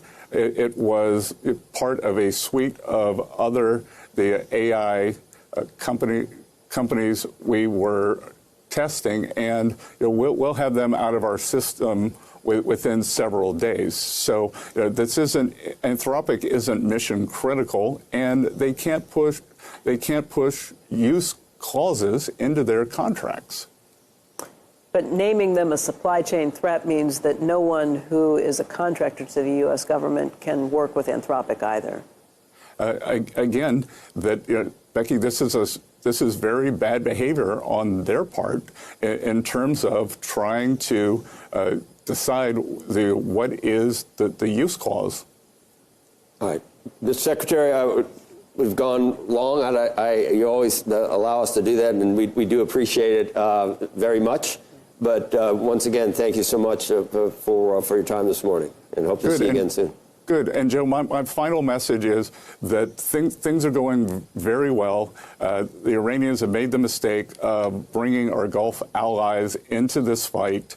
And I think that if every one of your viewers watches the news and not the commentary, that they will be able to get very good framing for themselves. And I'm happy to come back and talk to you at length again. Fantastic. Great. Mr. Secretary, thank you. All right. So, again, he's saying focus on signal, not noise. We got these hearings going on, nothing but noise. We've got Tim Walz and Keith Ellison, and they're talking about the fraud in Somalia. And then on the other side, they're saying that basically Tim Walz and Somalis are great. It's noise. Nothing's going to happen. It's just the two sides doing this kind of crap. The same thing going on right now with Kristi Noem. You sit there and get publicly flogged by the Democrats, and you get patted on the back by the Republicans. Signal versus noise. Right now, if we focus on the signal, we can see what's about to happen. You just heard about President Trump coming down here to Miami. In the midst of the entire war, our operation, he's coming down here. So something's going to be happening. He's going to break some news down here in South Florida. So that's some signal. Additional signal at 3 o'clock, President Trump is coming out, is going to be doing a roundtable. I hope it's not something where they go, hey, everybody, we're doing this, now get out the room. I hope they actually get to talk about what they're going to be doing with AI. And at 2:30, before President Trump comes on, I've got Kevin Demerit from Lar Capital. He's going to come in and talk about the silver and gold market. He always gives him good questions, and it ends up being a nice Q&A session as well. It's not just some sort of infomercial. We actually talk back and forth. But I want to show you something. Something happened very interesting on the floor of the Senate today. And I'm telling you right now, this is going to shock the hell out of you. There's no way you saw this coming. Later today, the Senate will consider a resolution from our good friend and colleague, Senator Kaine of Virginia. The purpose, as he puts it, is to prevent the nation from sending our young people to die in war without legitimate justification. I do not doubt the sincerity of our colleagues' intentions. Like Kentucky and Virginia is a state with a large military footprint, and the magnitude of the risk undertaken by brave people we represent is simply inescapable. But I would submit to each of our colleagues a few reminders as the debate unfolds. First, this weekend's events are not the beginning of a war, but an attempt to end one that spanned nearly half a century. The Islamic Republic of Iran was quite literally founded on the premise of existential war against America and against Israel. And over again, it has escalated the war, exported more terror, spilled more blood, and destabilized an entire region. So make no mistake about it, this war belongs to the mullahs in Tehran. And as Y'all are cracking me up with your comments, and I can't put this on like 1.5 speed or 2. This is actually how Mitch McConnell, they rolled him out here to talk.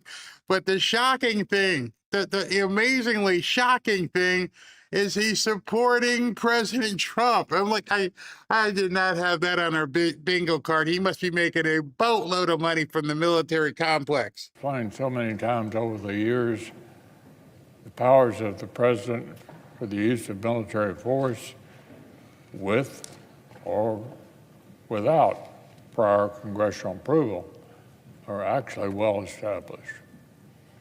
Every single president during my time in the Senate has invoked these inherent authorities, from President Reagan's strikes on Libya to President Biden's strikes on the Houthis.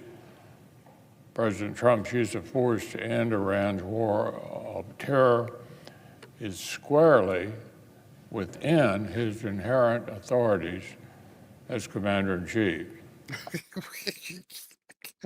I shouldn't laugh. He's actually on our side. But can you imagine? They're like, hey, Mitch wants to talk. You mean he's going to stand? I mean, that would be the first thing I'd have said. He's going to stand up. Yeah, okay. And then what's he want to say? He wants to support Trump. And I would have been like, am I on candid camera? Mitch McConnell wants to come in and stand up and make a speech supporting President Trump in the operation in Iran? Is that where we really are in 2026? Did you have that on your bingo card? Nope, I didn't. But here we are, nonetheless. Therefore, I will oppose the Kane resolution and would recommend our colleagues do the same. Now, with that said, the President's clear authority to use military force does not absolutely absolve him from our responsibility to place his national security decisions on the broadest possible political foundation. In fact, precisely because the President holds such expansive constitutional authority, it's incumbent on them to ensure such use is judicious, rooted in core national interests, and broadly supported by the American people. Literally for decades, following World War II, presidents of both parties tended to take this responsibility quite seriously. I don't know about you, but I'm going to have to salute him because he's actually standing and he's reading. I thought his brain was so mush that he wouldn't be able to read a sentence. And he's actually reading.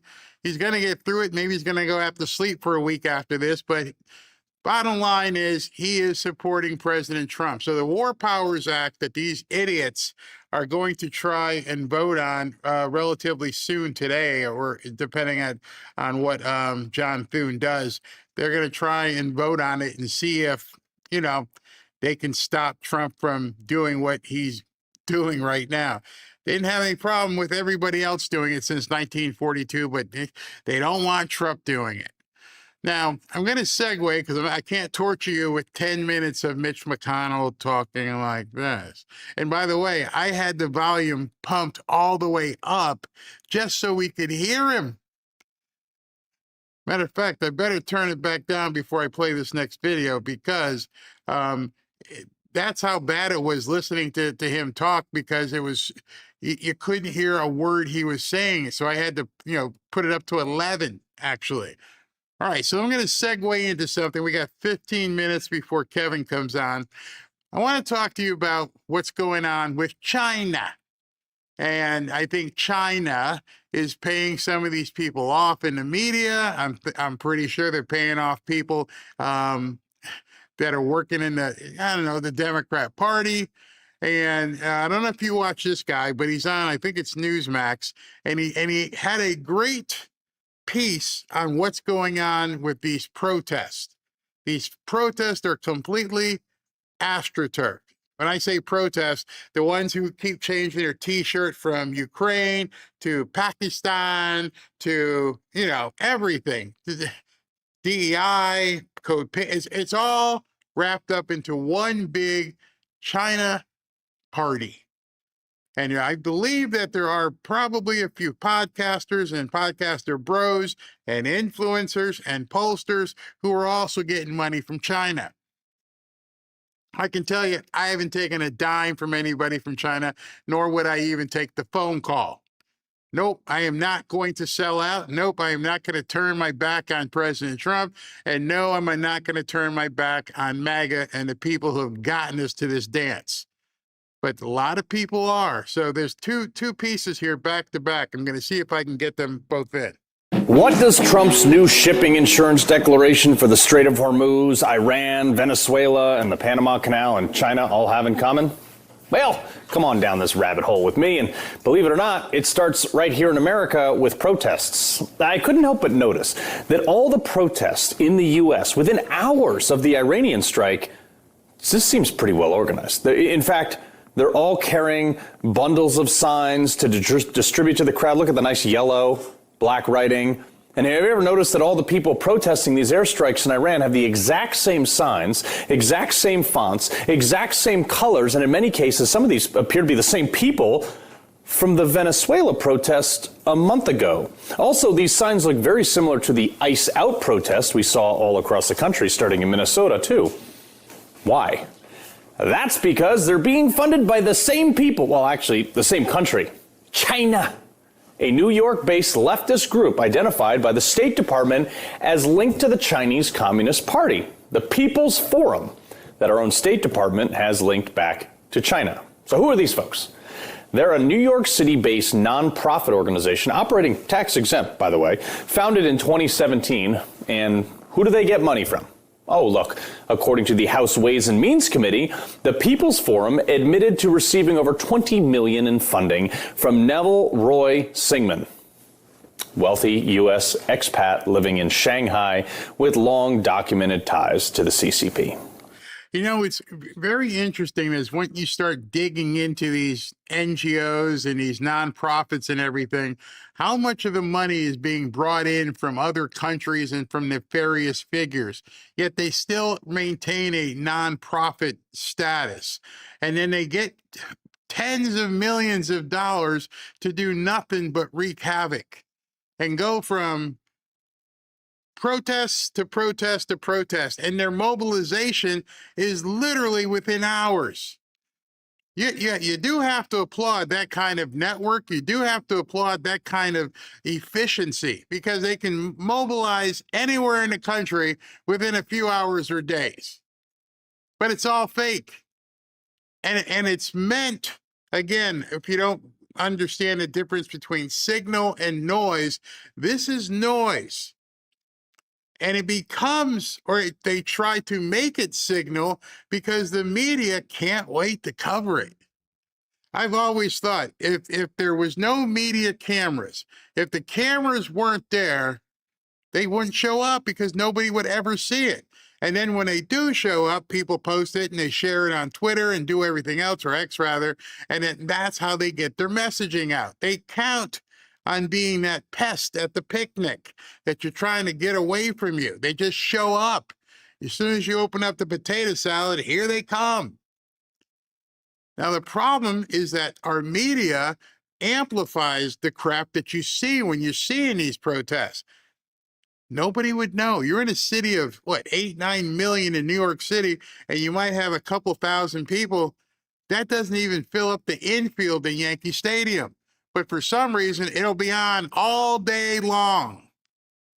And now that you know the modus operandi from the media, then you realize why it's on television. Fun fact also, this guy's married to Jodie Evans. She's the founder of Code Pink, who used to be really critical of China until she got married to him back in 2017. And then she all of a sudden became like awful friendly to China. Weird, right? But the real question is, why would China fund protests in America? This is actually really simple. And this is something that CNN and all their brilliant military and political analysts have all missed. Trump is not doing these strategic strikes and ops in a vacuum. Our number one global competitor and the biggest risk to our superiority, both economically and a bit militarily, China.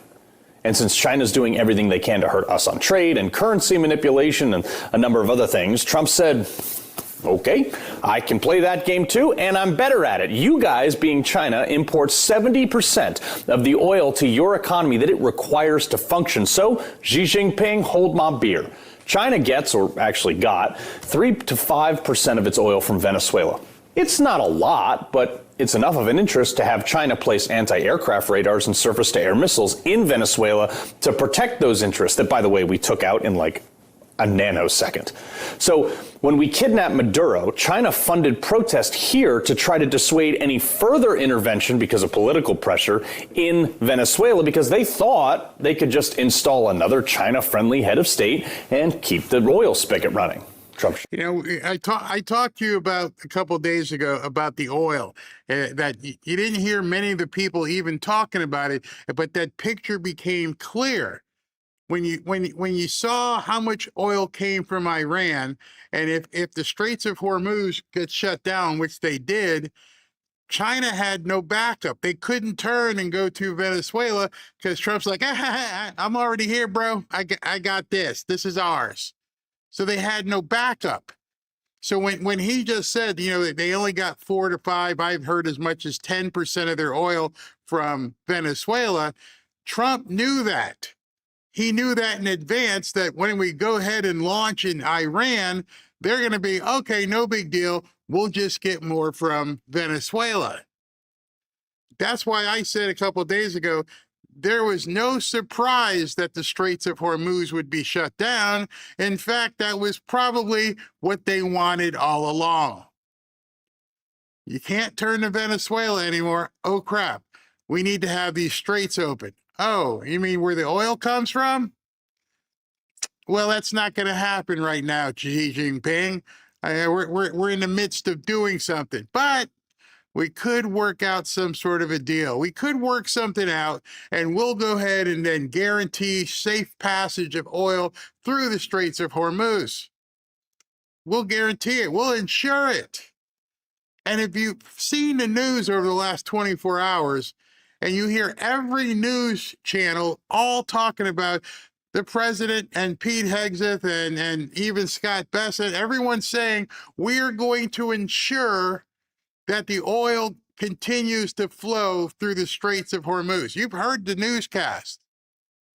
Anybody tell you why? Why would President Trump put our naval ships in such a place where we're going to guarantee that the oil can flow through the Straits of Hormuz? Why would he possibly do that?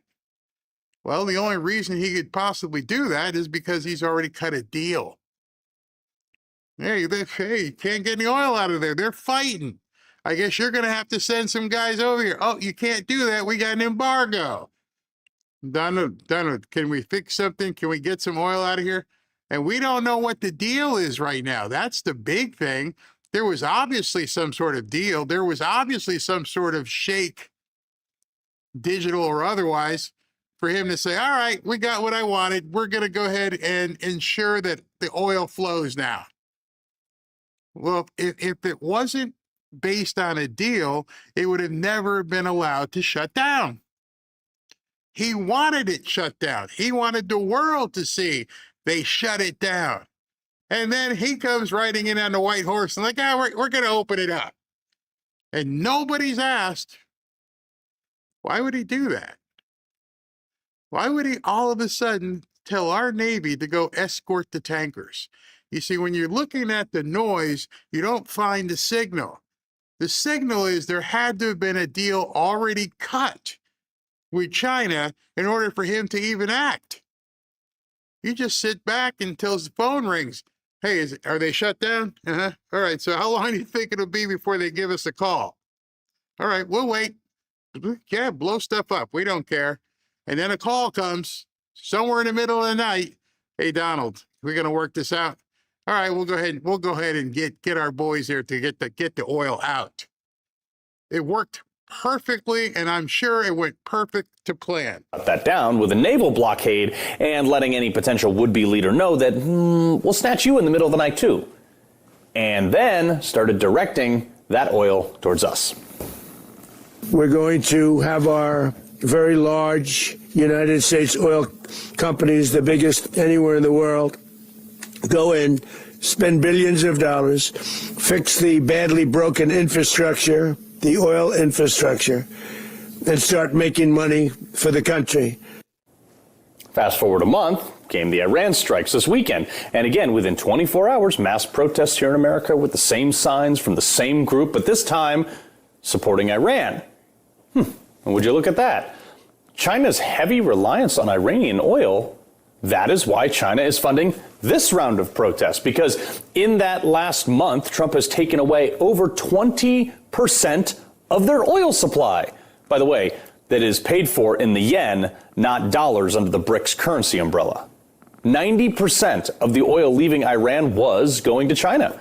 Yes, of course, Iran was a state sponsor of terror and has killed thousands of Americans and was building a nuclear weapon. And that was the primary reason to do what he did. However, this was a pretty close second that no one is talking about. And a few libs They're not.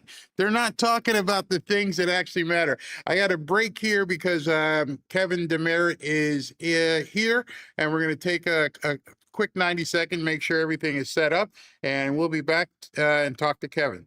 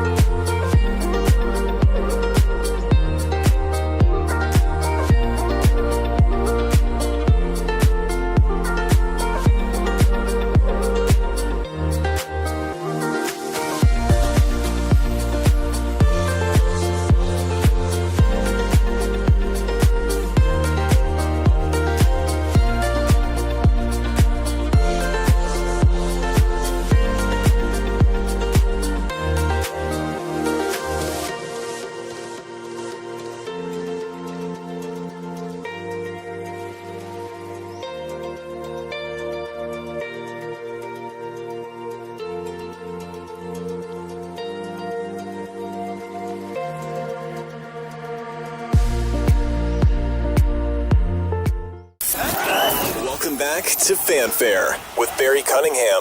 So you guys know that for probably over a year or so, we've been working closely with Lar Capital. We've been talking about gold and silver. And then every so often, we're lucky enough to get Kevin Demerit, the founder of Lar Capital, on to actually tell us what's going on behind the scenes. And today is one of those days. Kevin, can you hear me? I can. Thanks for having me back. You're a little bit loud. Hold on. Let me turn. All right. No, I got you. You're fine. I just turned it down. Glad to have you back. I'm going to begin calling you Silver and Gold Nostradamus, because what you've been saying has been so dead on. So let's go back a few weeks. And when you were on last time, you said there would probably be a dip, which obviously happened. And there was a severe dip. We saw it go from 120 all the way down to 70, speaking about gold. What causes that? What caused that huge dip in the gold and silver prices?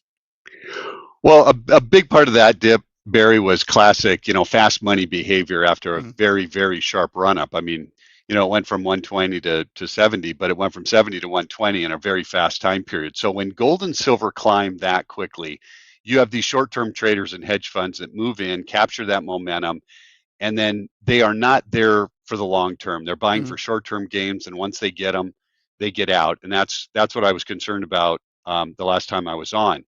So you had a big wave of profit taking that looks dramatic on the chart, but it doesn't really mean much on the long-term story because the long-term story hasn't changed.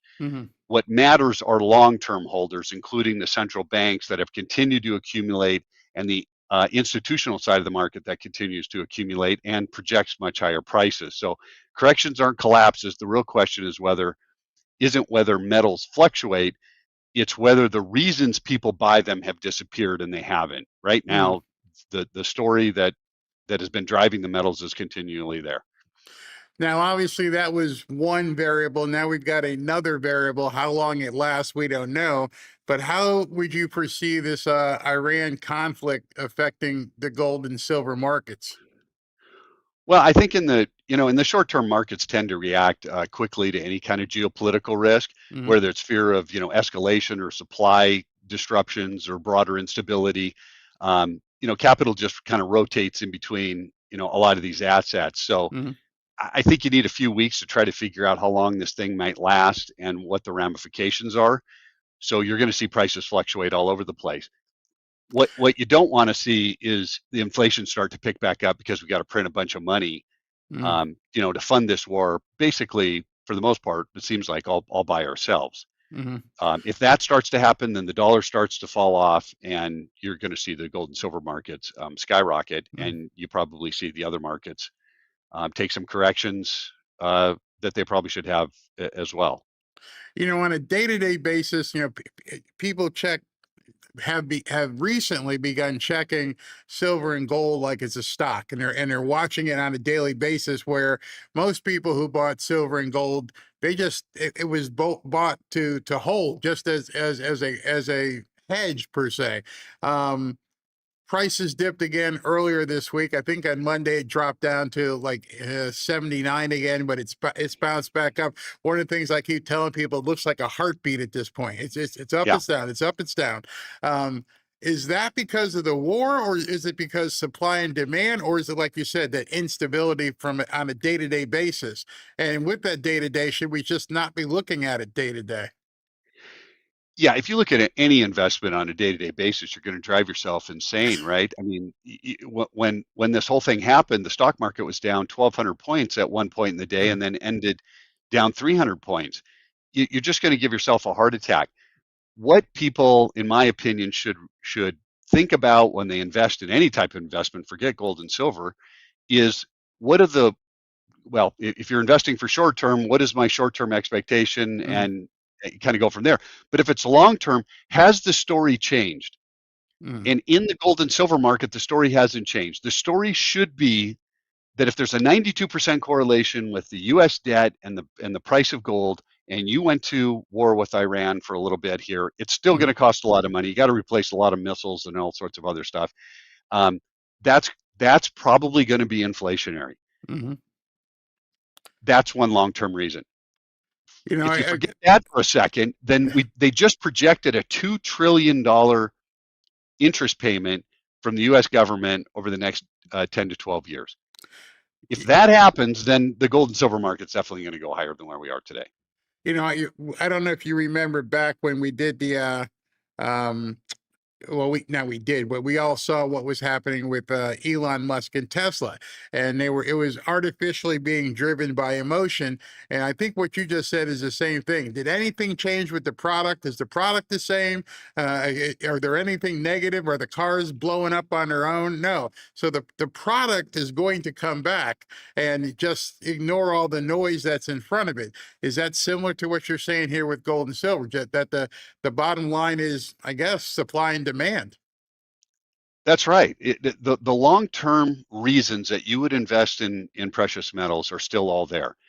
If you believe the government is going to stop printing money, then don't invest in gold and silver. If you believe that governments around the world are going to continue to print money, then invest in some gold and silver. Because every time they print a dollar, yours becomes worth just a little bit less, and the value of gold goes up. You said I was Nostradamus. I don't need to be Nostradamus. All I need to do is know that there's a 92% correlation between debt and gold. And if I can look at that and figure out where the price of gold should be based on the trajectory of the debt, and you can get precious metals increasing as fast or faster than they're printing money, and it should be faster because you put an increased demand on a fixed supply like gold, it goes up a little bit faster, then that's the reason. It's that simple. I'm not smart enough to be a stockbroker and have to be an expert on, 10,000 stocks and 20,000 mutual funds and all those kinds of things that they have to do. I can't do it. What I can do is be an expert on gold and silver and sit down and figure out, is there more demand than supply coming in the precious metals market? I could care less what gold and silver does this week or this month or even this year. If I'm looking out 3 to 5 years, then I know the prices are going to get there. And everybody thought I was nuts when I was talking about the silver price can get to $100. I think on the program I said 70 to you. Well, it blew right back past 70, and all the weird mail I get all the time, hey, that's ridiculous. It's not going to get to, how is it ever going to get to 70? Well, you got $100 million ounce deficit in the silver market. At some point, you don't have enough silver, and they have to increase price to go start mining. And it's as simple as that. But what I tell everybody, whether it's real estate or anything else, is don't listen, do your research, and educate yourself. And you just gave people a 30-second or 1 minute education as this is all you need to look at. It's very simple.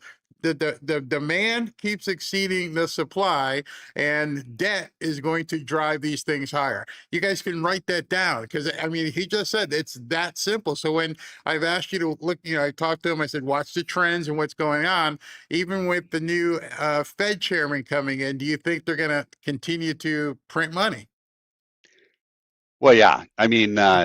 Look, if the markets believed he was going to be more hawkish, then real rates would rise, and gold and silver probably in the short term would come down. I don't think that's going to be the case. I think he's going to be willing to keep the economy humming along as much as he possibly can. And if that's the case, even if you shrunk down the money printing by 10%, you've barely put a dent in how much debt is going to really get out there, because you have $1 trillion in interest payments that you can't do anything about. So I would hate to be the Fed chairman right now, right? If I were coming in as the Fed chairman, I'd really have to scratch my head and wonder if I wanted that job, because I can't do anything about $1 trillion every year deficit that I'm going to have just because of interest. That's a hard one to swallow. Now, what happens if, like, the Supreme Court dropped the hammer on the tariffs, but he's coming in with another bite of the apple? Does that have any effect? I don't think so, because we already knew there were tariffs, and now there's just tariffs again. And okay, fine, we're just about in the same spot. Maybe a little less for some countries, but we're basically in the same spot we were. So I don't think it's going to have a dramatic effect, and it really didn't. The markets didn't react to it all that much. Not at all. I don't really think you're going to get anything. And, look, after a while, people have to start agreeing that it was the right thing to do, by the way, because a lot of countries had tariffs on us and we didn't have any tariffs on them. And he came in and said that, this is wrong. And has it affected anything? Yes, some prices have increased, some companies have decreased their, earnings, but overall, we generated a lot of money to help pay down the debt if that's what they would like to do. It doesn't seem like it, but that's if that's what it is, that's what they would like to do, great. But we wouldn't have any of this money if we wouldn't have done it in the first place. So if I get a, if everybody in the US gets a check for $500 to $1,500, everybody's going to be happy about that. Or if they paid down the debt, some other people might be happier about that. But it was the right thing to do. But I don't think it has any short-term or long-term effects right now. All right. So with everything happening with the Straits of Hormuz and Venezuela, is there any relation to what may happen with gold and I mean oil in terms of how that may affect gold and silver? Yeah, the gold price, long term, the gold price has not affected the price of gold and silver, that much. So if you look for the correlations, which I kind of try to look for those types of correlations, initially, if you get a rise in the oil price to around $100, that's when it starts affecting the gold price because it starts to become inflationary. Oil's used in almost everything, transporting the food back and forth, getting the food, getting products, here from China or wherever we're purchasing them, and almost everything we do every day, involves oil. And about $100 a barrel will start to push the gold price higher, but where we are right now, I don't think it's going to have that big of effect. You think we'll reach that? I mean, what's it? I mean, it was like 70, 75, 80. I mean, so do you think it's going to climb that much or is it already going to stabilize? I'm talking about the oil price. Well, if Iran, I mean, the U.S. said, look, the Strait of Hormuz, we're gonna help you through and make sure that your ships can go back and forth. We're gonna give you a convoy to get through it. If they do that, then I don't think the oil price gets to that number. If they do not do that, the oil price definitely gets to that number. So that would be number one. Number two, how much production can we get out of Venezuela? I mean, if we can get a bunch of production out of Venezuela because we're basically in charge, then I'm not sure that even if they close the Strait of Hormuz, that's going to make a big deal. So I called you Kevin Nostradamus. What's your 30, 60, 90-day projection on silver and gold? Or would you not even look at the 30, just be looking 60, 90, 120? Yeah, I mean, even those numbers are fairly short, Barry. And I could have probably given you a better projection if this Iran thing wouldn't have happened. This Iran thing is going to put a little, cog in the wheel, possibly for a very negative way for traditional investments and a positive way for gold. If it lasts a little longer than people are anticipating, or any time longer than people are anticipating, then gold and silver are going to start reacting because war is incredibly, incredibly uncertain and it's incredibly, incredibly expensive. And both of those things are positive for the gold market. So if I were a betting man today, I would say the silver market, for sure, you should load up. The silver market is just undervalued. Should be $100 an ounce, in my opinion. And the big hedge funds and everybody who kind of accumulated really fast to drive it to 120 had sold off. And so you've got a little bit of an overhang, but it's an opportunity. And I think people should take advantage of it. Gold's a little bit harder. I would say 6 months, 9 months from now, the projection that JP Morgan put on gold at 6,000 by the end of the year is probably very, very doable and may exceed it. Now, what happens if they see the same thing you're seeing, the geopolitical strife, war, not all the uncertainty, and they see it go up? Are they going to come back in for another profit-taking opportunity, or because they've already sold, they're not going to come back in at a higher price?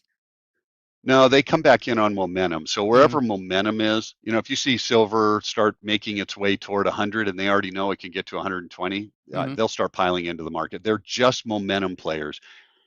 They know what they can do. They have big money. They push it up, and then they can sell off and make a profit. And they don't need to make much, right? They're working with hundreds of millions or billions of dollars.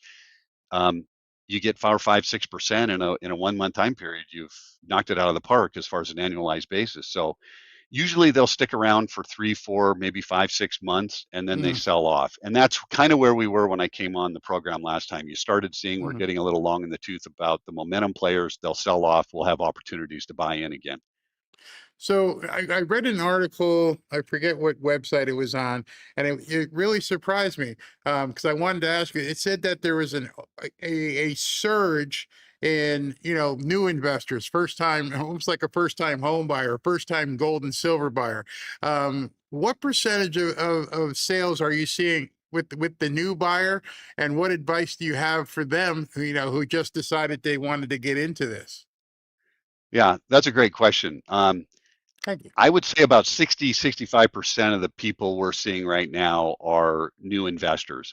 Um, and the piece of advice that I would have for them is the same one you and I give all the time. Start with education. Mhm. Gold and silver shouldn't be an impulse purchase. There are tools. Gold and silver are tools used for diversification, usually in a long-term situation. When I say long-term, 3 to 5 years. You want to look at, do you want physical ownership? Do you want IRA? Have physical metals in your IRA or combination of both? What are your goals? Is it retirement, children's education? Mhm. Think about those things, read the information, get an education to even see if precious metals, kind of fit into your risk profile. And if it does, great. Then we can help you get through a process. But education, education, education. You feel so much better when you're Mhm. educated on the investment and you have the questions answered, the big ones, to make an intelligent, informed decision. I mean, absolutely. I mean, I tell people about that with real estate all the time. I just got a chance to go to Washington, D.C. and talk to some of these people directly. And the education that the Marty from the FDA gave me, and Scott Turner and I were able to talk about opportunity zones. And I'm thinking to myself, there are so many things and so many ways that there are opportunities available to you, but you can't take advantage of any of them if you don't know what the hell you're talking about. And so, Right. one of the things that I love with what you guys do is provide all the guides. The gold and silver are going to be there. We don't know what price it's going to be, but you'll have your opportunity to do whatever you want to do after you learn what the hell you're doing. Just don't say one day, I just want to do this, because then, you'll get pissed off if it goes down. That kind of stuff just drives me crazy, because that tells me somebody didn't do their homework, which is why I love talking to you. I have a bit of a weird question, and I couldn't wait to talk to you, because the whole thing with Mondami and everything going on there, with all this socialism crap rising, does that affect the gold and the silver market, or are these people what I would call closet capitalists? They'll tell people we don't like capitalism, it's so bad, but at the same time, are they buying? Yeah, they are. I mean, markets don't trade, in my opinion, political labels as much as they trade policy outcomes. All right. So if the policy direction, left or right, leads to larger deficits, higher spending, more debt, or policies that raise the inflation expectations, and investors are going to seek out hedges like gold. And it doesn't matter who it is. I mean, we work with, if you can believe it, we work with even some Democrats that believe gold and silver are a good idea. But yeah, it's more of what's happening in the markets more than Mhm. what they're saying. And a lot of times, Barry, what they're saying would lead to larger deficits and higher spending and more debt. So, they're helping my business, unfortunately, because I don't really want to see my kids with $2 trillion interest Yeah. payments for the United States government. So I wonder if some of these people make these decisions knowing what their personal investments are, and let that drive their income even higher. I mean, because with all these people being multimillionaires in Congress and everything else, but they on the surface they try to talk capitalism down, but they wouldn't be multimillionaires and taking advantage of all the tax advantages and mineral and metal investments if they were truly socialist. So I think we're seeing a lot of BS, actually. yeah, I mean, Nancy Pelosi's the greatest stock picker of all time. Outperformed Warren Buffett. I mean, geez. Unbelievable. So I think you did this already, but I just want to make sure. If you were to tell people what the biggest trend is for them to keep an eye on, it sounded like you said debt in terms of what you would do. Is that it? Looking at the debt, and then geopolitically, the Yeah, unrest. Okay. Yeah, the fiscal trajectory of the United States, specifically the cost of servicing the national debt and where the national debt is the best indicator. I mean, out of every every correlation that I can find, 92% is very high, number one, but number two, Mhm. you can't even get into the 90s. You're in the 60s and sometimes maybe the mid 70s for correlations for other types of assets. But right now, the U.S. government has what, 38 trillion in Mhm. debt. Um, what many people don't realize is that the interest on the debt alone, like I said, is projected to increase to $2 trillion. So I don't know where the heck the debt is. They came out with this number, and I'm still Mm. trying to figure out how they calculated it. Is interest rates going to go up, or how much more debt we're going to pile on to get there? Um, but that's what you want to watch, because every time they print a dollar, our dollar goes down a little bit, and the value of gold is going to go up. Hmm. I can only increase the supply of gold. Even today, with all of the technology that we have, I can only increase the supply of gold about 2.5% per Wow. year. You're increasing the money supply a lot faster than that. So anytime anybody has ever done that, especially in the United States, then the price of gold has increased. Wow. With that kind of correlation and that kind of debt that they're expected to pile on over the next 5 or 6 years, then people start to understand why countries around the world, the central banks around the world, are selling off treasuries and buying gold. And if Mhm. they continue to do that, they are huge buyers of that gold. They buy somewhere between 40 and 60% of all of the gold that's ever mined every Mhm. year right now. This is going to be the 5th year they're doing it. At some point, they've accumulated so much of the gold, and they are not short-term traders. They are long-term. They hold that gold for 10, 15, 20 years at a time. So if we know they're holding it for long term, we know that the debt's going up, and there's a smaller portion of gold to own, then it gives you a good idea why JP Morgan's talking about $6,000 or $6,500 Mhm. gold. All you have to do is look at those things. It's not that complicated. It really isn't. Now, I've got to run. President Trump's getting ready to come on, and I'm sure you're busy, but this question keeps coming up. And no, it's not the minimum buy, so I'm not going to bother you with the minimum Okay. buy. The question of the certificates versus actual gold. I can't believe there were people out there trying to push people into buying certificates. I want the actual stuff. Can you explain the difference between the two, so people who haven't heard you explain this before understand the certificate versus actually having a gold coin right in front of you? Yeah, I mean, if you have a certificate, someone else owns your gold. And in the very old days, there was more certificates than there was gold backing those Hmm. certificates. And so you have to have some sort of depository or third-party depository receipt to make sure that the gold you have stored is okay in there. What a lot of people are asking is, what about a gold exchange traded fund? Hmm. That, to me, um, if you're a short-term trader, go right ahead. If you're a long-term holder, not a chance in the world. Because if you called me up and said, look, I want to invest $10,000 in gold, and I said, great, send me your $10,000. What I'm going to do is I'm going to go store that gold over in England at Hmm. HSBC Bank, which is where a lot of the exchange traded funds store their metals.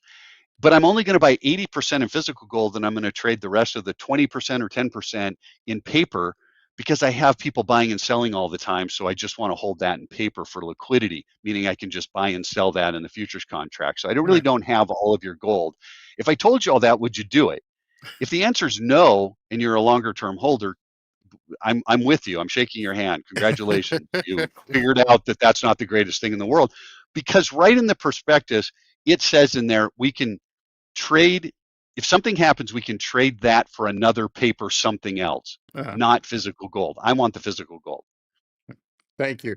All right, so I've got on the screen how people can get a hold of you, Kevin. What can you tell people, or what should they give you guys a call for if they need more information or anything you want to offer anybody? Yeah, so look, we always offer everyone on your program the $500 in credit. So if you call or go to the website and fill out the information, we know that it came from Barry's show, and we automatically include a $500 credit into your account that you can use for IRA fees if you wanted to start an IRA, or your shipping and insurance fees to get the metal to you. So we automatically do that, and we've got a great new special dollar report out talking about the dollar, talking about where we think it's going to go, which is going to influence the price of gold. And I think it would help people with their other investments. Also, we include some information in there on that. So love to get the information, get everybody educated, and see if we can do some great business with everybody. We've had a great run for the past year, and we're hoping to continue it for all your people. I know I I don't like to brag about it, but I just remember when we first started talking to you, and Robin and I were like, "You really want to do this?" I'm like, "Yeah, I think so." And I think it was around 25 or 30, and I'm like, "Oh my gosh!" And I had so much trepidation because we wanted to really jump in the deep end there, and now it's like, oh, I watch the fluctuation. I hardly even pay attention to it anymore. And again, it's mostly been I mean, we joke about the same old questions because we've talked so much, and I already know some of the answers you're going to say. You're going to talk about what's the minimum buy. Go to the website. So, I'm telling you guys right now, if you want to get into the metals market, do your education first so that it'll remove the trepidation and you'll feel very confident. And Kevin just told you, if you're watching debt and you see that we still are printing money, might be a good time for you to get in. Kevin, thank you once again for your time. I'm sorry if we ran a little bit long, but I get talking to you and I just keep going. Yeah, no, love it. Thanks for right. having me. I appreciate it, Barry. And by the way, your mic sounds much better. Did you change your mic? No, maybe I don't know what I did. Oh, it sounds perfect. All right. Okay. Thank you very much, guys. We'll be right back. President Trump's supposed to come on in about 5 minutes.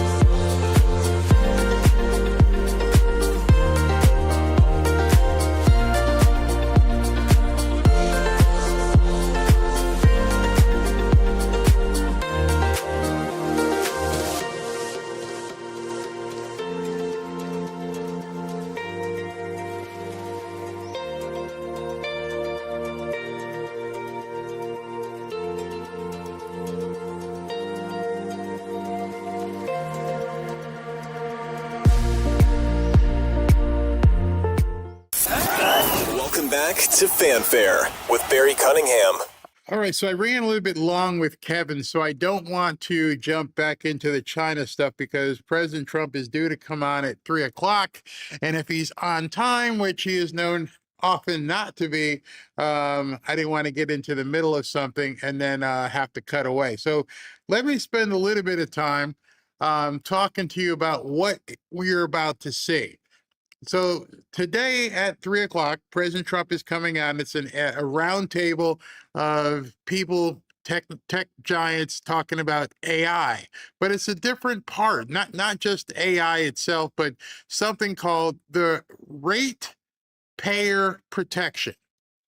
And let me just make sure that's not him. The ratepayer protection. So it sounds like it's insurance or something, but that's not what it is at all. Let me explain to you before he comes on what ratepayer protection is.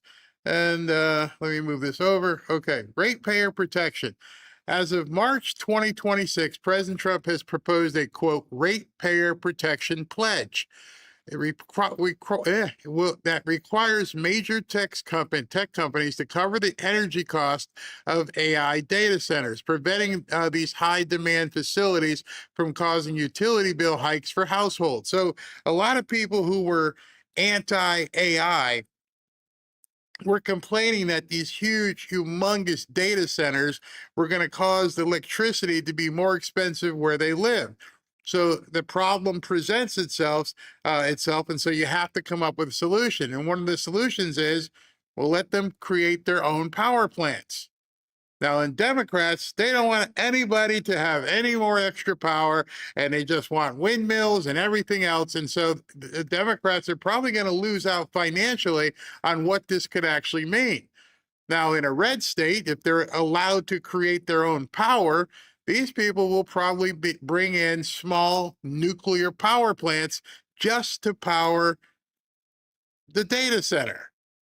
And as I showed you last week when we talked to Chris Wright, they were able to put a nuclear power plant, per se, inside the back of a military plane and fly that out of California because California won't let them use the nuclear power. It's absolutely insane. I don't even know how people could continue to live in California. And so further down here, it says the key details of the ratepayer protection initiatives in 2026. Here's what the key proposal is. Targeting data center costs. The pledge specifically addresses the immense electricity demand from AI data centers, which could strain the grid. So we don't want the grid exploding. Self-powered solutions. This is the big one. This plan encourages tech giants to build their own power plants. Think about that. Makes complete sense. I know many of you, many of you, maybe all of you, at some time in your life, visited Disney World here in Florida. Where Disney World is and where Walt decided he wanted that to be was he wanted it close in a central location so people could come from various different airports. But the problem was there was nothing there. It was swampland, orange groves. There was no power. I know this because full disclosure, I was a general manager at Disney, and we all had to learn the whole story. And one of the stories that not a lot of people talk about is Reedy Creek. Reedy Creek, R-E-E-D-Y Creek. Reedy Creek was a little town that he created. And that little town basically did this. It's its own power, it's its own water, it's its own sewer, and he was able to take the Imagineers there and build his own sustaining resource. So this isn't new. We just don't see a lot of people doing it. The entirety of Disney World is run by Reedy Creek. And there wouldn't be a Disney World if there weren't a Reedy Creek. If you had seen pictures from before, there's nothing there but swamp and orange groves. That was it. He built his own stuff. All right, so continue. It would prevent rate increases. The goal is to ensure that the infrastructure costs for new technology are not passed on to residential, commercial, and industrial utility customers. If they have their own power plant, if they have their own water and sewer, then it's not going to cost the municipality any more money. Genius. Yeah, very genius. Political context. The pledge is framed as a response to voter anxiety over rising energy prices and the environmental impact of large data centers. That is a talking point that the Democrats had been using. He's taking that off the table, so you can't even mention it. But then again, what they're going to complain about is not green. Nobody gives a shit. Okay, we need to do this. Other aspects of the ratepayer protection is minimum monthly billing. Some regulatory frameworks use minimum monthly demand charges to ensure large industrial users pay their fair share of infrastructure costs. Regulatory review, utility rate cases are formal processes where regulators review whether the proposed rate increases are even necessary. State legislation, and this is where it becomes problematic for the blue states. All they want to do is bitch. They have no solutions but saying no and fighting everything. That's it. So state legislation, similar legislation such in Idaho, have been introduced to prevent residential customers from covering the cost of large data centers.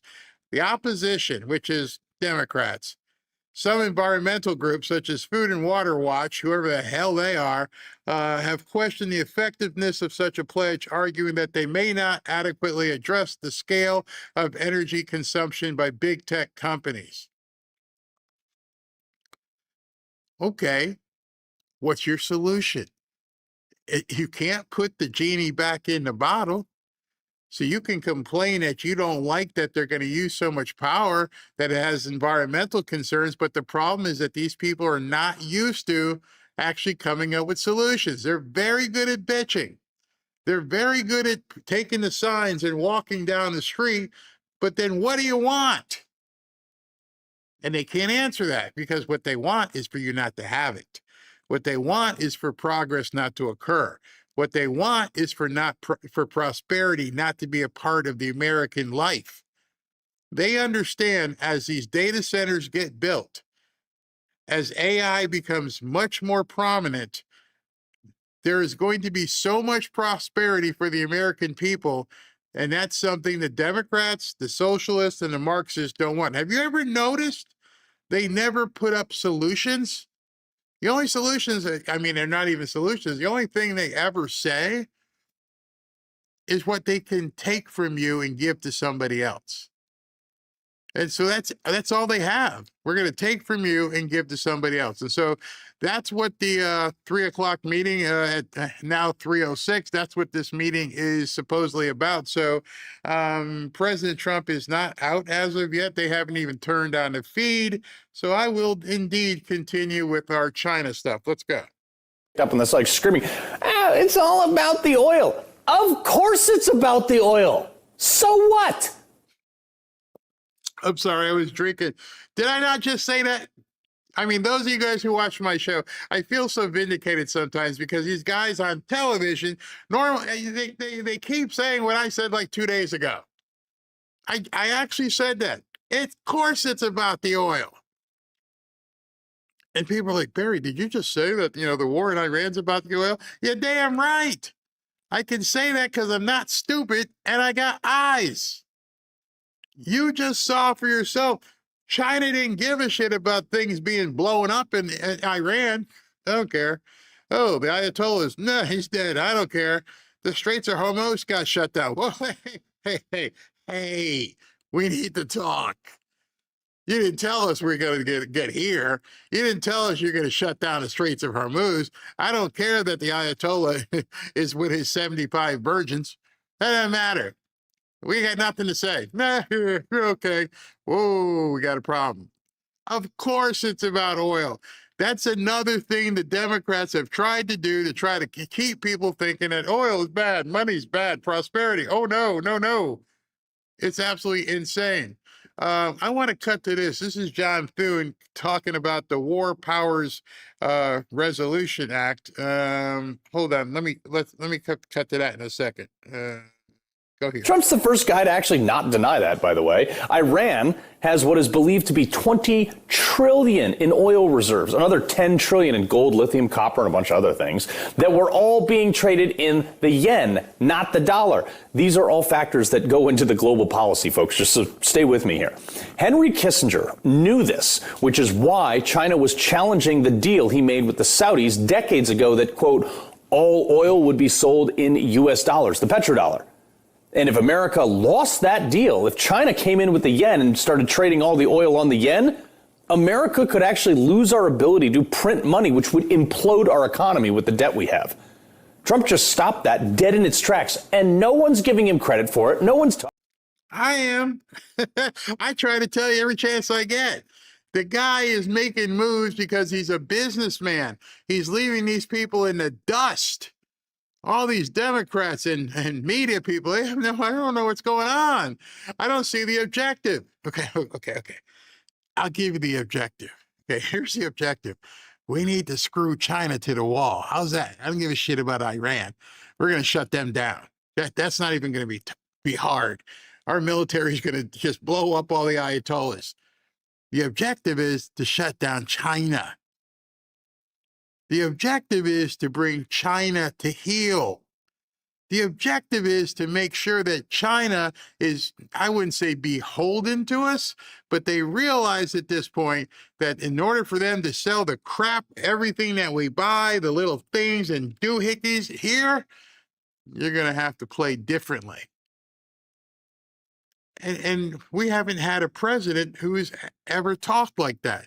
I looked over because the feed just came on. And it is live.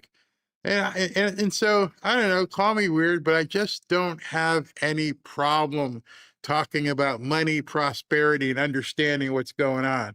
I'll put this over here so you guys can see as we talk. There, I don't.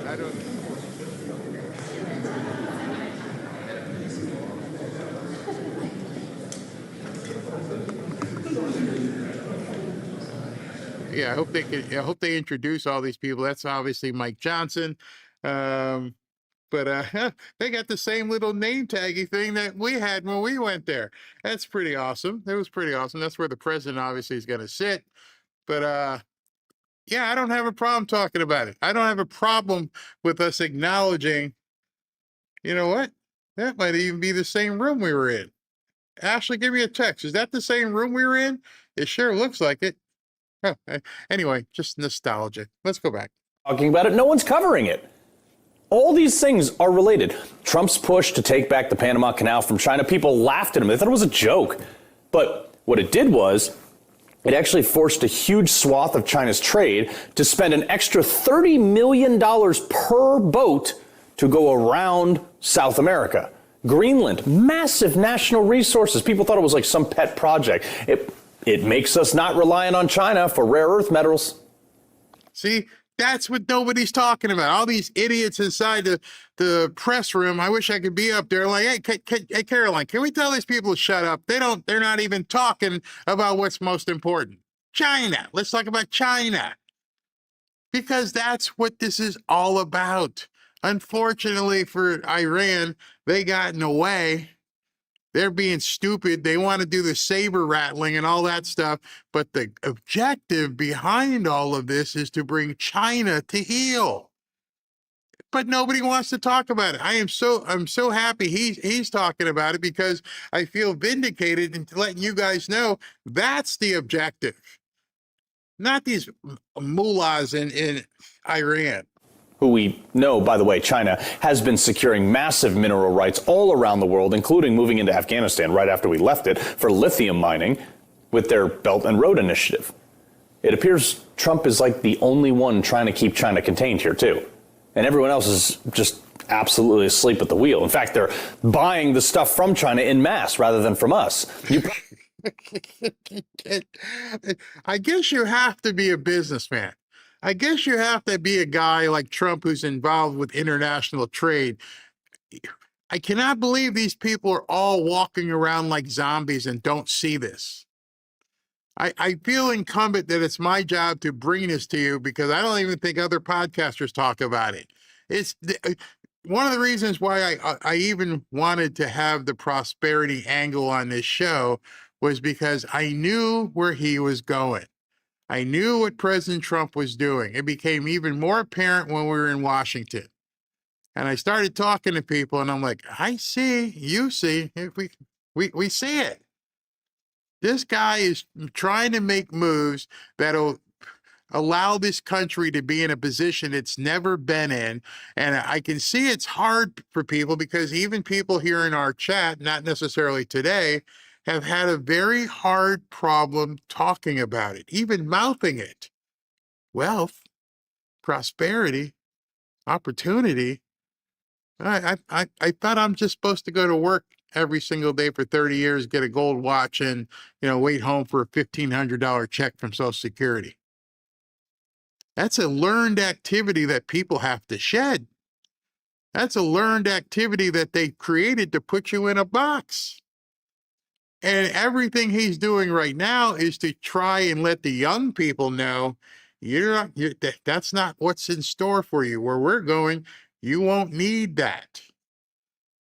That is the room we were just in. Yeah, and so by the Trump accounts, if you look at all the individual things he's doing, It's to make sure that we completely flip the script for kids 20, 30 years down the road. Big. Probably noticed that the stock market's going a little bit crazy today. First off, calm down. It'll come right back. It'll be fine. It's one day. Mostly, though, because the Strait of Hormuz being shut down. And everyone jumped to us like, how the heck did Iran shut down the Strait? Oh, Trump did, blah, blah, blah, blah, blah. They started freaking out. Iran didn't do anything. You know who did? And this is going to blow your mind. This is not the age of Churchill. I will say the UK has been very, very uncooperative with that stupid island that they have, that they gave away and took a 100-year lease. The UK. I know you're thinking, like, the UK, what the hell do they have to do with the Strait of Hormuz? There's a little group called the Mutual Protection and Indemnity Club. That's the IGP&I. It's basically the insurance conglomerate that covers international shipping in that region, in the Middle East. Now you know why he said, screw them, we'll insure it. We'll be the people who facilitate stuff moving in and out of the Straits of Hormuz. And nobody got it. Nobody ever listened to it. Looks like they're filling in, so let's go. Region. And no vessel is going to dare to get underway without insurance. Huge amounts of cargo.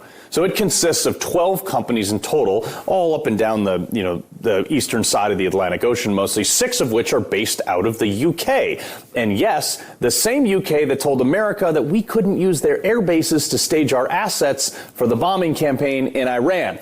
Picking up what I'm putting down? This is the same UK that is also heavily reliant on China because they got rid of all their own energy. They need to import stuff now. So my question is, was Keir Starmer pressured by China? Wouldn't be the first time. Were those insurance companies also pressured by China? Yeah, they were. All right, so we'll continue with that later on. President Trump is coming into the room for the ratepayer protection meeting with AI executives.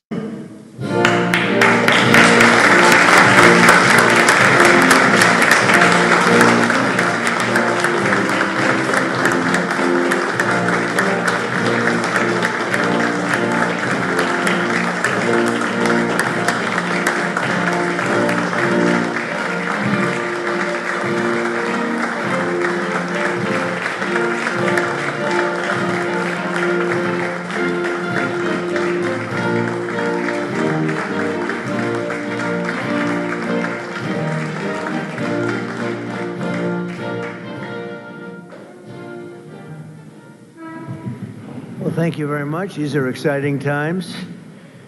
I think you probably want to speak about war rather than this, but this is very important. This is very important, and we're doing very well on the war front, to put it mildly, I would say. Somebody said, on a scale of 10, where would you rate it? I said about a 15. And we're going to continue to do well. We have the greatest military in the world by far. And that was a tremendous threat to us for many years. 47 years they've been killing our people and killing people from all over the world. And I think we have great support. And I think if we didn't do it first, they would have done it to Israel and give us a shot if that was possible. And if we didn't terminate the worst deal, one of the worst deals ever made, the Obama nuclear deal, I call it the Obama nuclear deal, where he gave everything to Iran, including a nuclear weapon. It was a road to a nuclear weapon. Bad things would have happened 4 years ago because they would have had a weapon 4 years ago if I didn't terminate that deal. So we're in a very strong position now, and their leadership is just rapidly going. Everybody that seems to want to be a leader, they end up dead. And it's an amazing thing that's taking place before your eyes, because for 47 years we were pushed around, and we shouldn't have been. And I think I can say, and you see it as well as I do, you see the tremendous progress that's being made. Their missiles are being wiped out rapidly. Their launchers are being wiped out. They're attacking their neighbors. They're attacking their, in some cases, allies, or not so long ago allies. And, you know, it's really a nation that was out of control, and they would have used it on us if we let them, if we waited any longer. A big factor was Soleimani, the killing of Soleimani in my first term. And maybe the biggest factor was the rebuilding of the military in my first term. And then the B-2s hit the, and I use the word obliterate because it really was a complete obliteration of their nuclear potential. And that set them back very, very seriously. If we didn't hit within 2 weeks, they would have had a nuclear weapon. If we didn't do the B-2 attack a number of months ago, they would have a nuclear weapon. And when crazy people have nuclear weapons, bad things happen. So we're in very good shape now. I want to let you know that, and we will continue forward.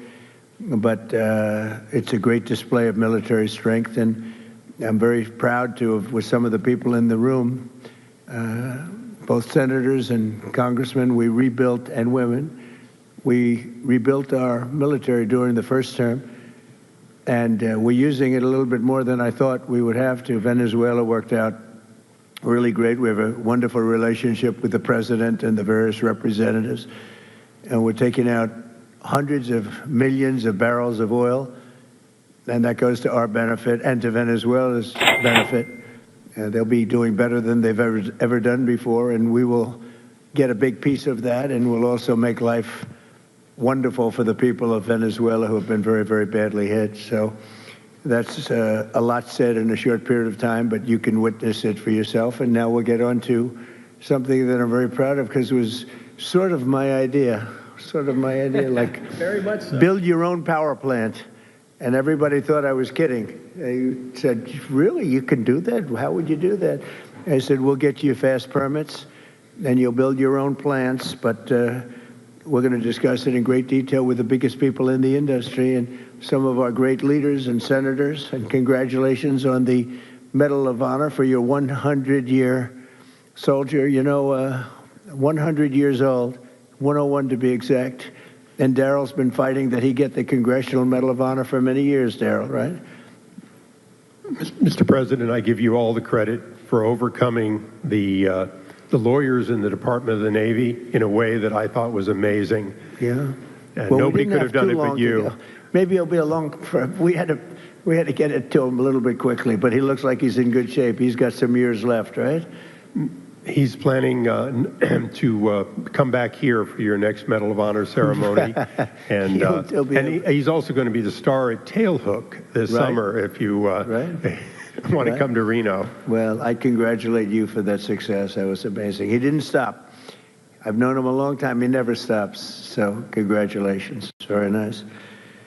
We're here this afternoon for a historic signing that will help keep down utility bills very, very substantially, and electricity prices for millions of Americans, and in many cases for a lot of people that don't really understand why they're going up, but they're not going to be going up. They're going to be actually going down.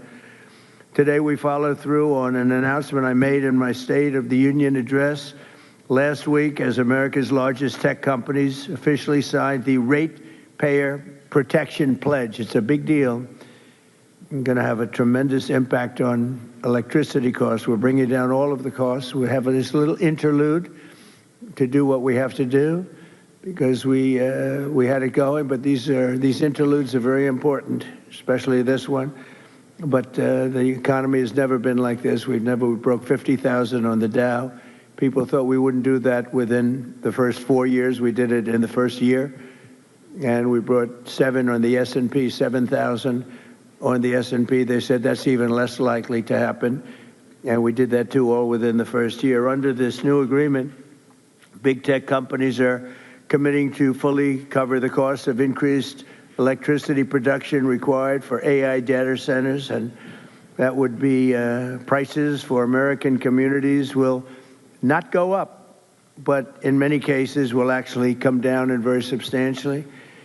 Because, you know, the data centers, and you people are so big, you're the biggest in the world, but they've developed a little bit of a bad public. They need some PR help, because people think that if a data center goes in, their electricity prices are going to go up, and that's not happening. It's not going to happen. And for the areas where it did happen, it won't happen anymore, because they never had this alternative. It's actually going to mean the prices come down. You're going to see how badly they want. Some centers were rejected by communities for that, and now I think it's going to be just the opposite. This means that the tech companies and the data centers will be able to get the electricity they need, all without driving up electricity costs for consumers. This is a historic win for countless American families and will also make our electricity grid stronger and more resilient than ever before. So that's part of it. It's going to be strengthened up, and they're going to be getting a lot of excess electricity from the data centers where they build their own plants. They're going to be creating their own electricity. We're pleased to be joined today by Speaker Mike Johnson, who's got a difficult job, but he does it as easy as anybody I've ever seen do that job. It's never easy when you have a majority of 2, or sometimes less. Yeah, I was going to say, sometimes less, but he's amazing. And Energy Secretary Chris Wright, who's worked so hard, and Senators Katie Britt, Bernie Moreno, John Husted. Thank you, everybody. Really great. Thanks, Katie. Representative Darrell Issa and Derek Van Orden. Thank you both. And Derek, thank you. Nice to see you. OSTP Director Michael Kratsios, AI and crypto czar David Sachs, as well as the commissioners of the Federal Energy Regulation and Regulatory Commission, and an audience. In the audience, you have Laura Swett, David Rosner, Lindsay C., and Judy Chang, all very well-known people, especially in this group of geniuses. We have a lot of geniuses here, and a lot of geniuses that are also very strong people representing labor. We love labor. We love these guys. I also want to recognize the industry leaders here to sign the pledge, and this is a pledge that's going to be a very important pledge to the country and to their companies also. They benefit also very substantially, including President of Google, Ruth Porat. That's a good company. That's big stuff. Google, that's, it used to be U.S. Steel and things like that. Now it's Google and other places.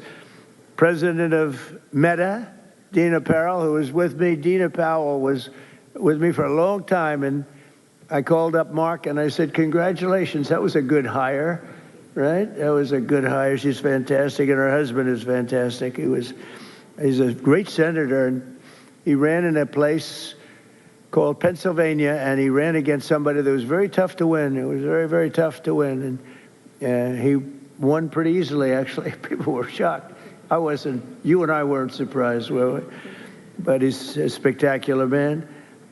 President of Microsoft, Brad Smith. Thank you, Brad. It's good to see you. Microsoft is unbelievable. COO of OpenAI, Brad Lightcap. Brad, where are you, Brad? Brad, you're so young. Look at how young. I think you have to be young in that world, perhaps. Thank you, Brad. CEO of Amazon Web Services, Matt Garman. Matt, thank you, Matt. Very well. Say hello to my friend, right? Doing a good job. CEO of Oracle, Clay Moosquark. Moosquark. Is that fairly good? I don't know. I'm not sure. I usually don't, I just go right over it and I say, Moothquark. But how are you? Thank you very much. Appreciate it. I give you a hard job. It's a hard name. You did good. You did well for the difficulty of that name. That's right. I think so. Thank you very much. And Gwen Shortwell,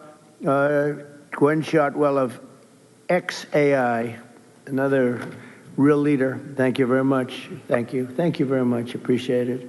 And say hello, right, to a special person.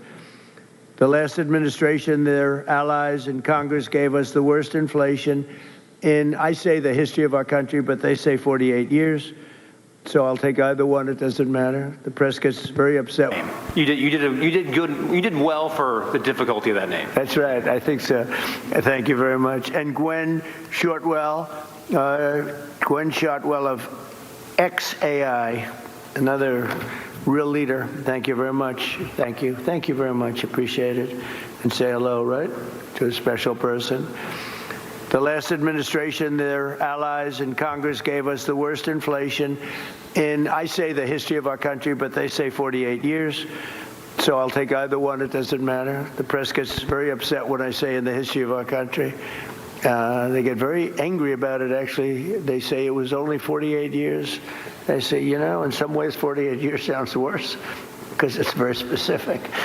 But it sounds a little worse. But either way, take either one. And the ruinous energy policies were a big reason why many working families' utility bills increased more than 30% during the Biden administration, the worst administration in the history of our country. That's why on day one I declared a national energy emergency. We had no choice but to do that, and signed an executive order to dramatically accelerate construction of new energy infrastructure, which we are doing at record numbers. And we're rapidly bringing down those costs, very rapidly. We inherited a mess. I say it all the time. We inherited a total mess. And in many cases, we've fixed it, but we're fixing it. And we'll always be fixing it. We're going to make it better and better and better.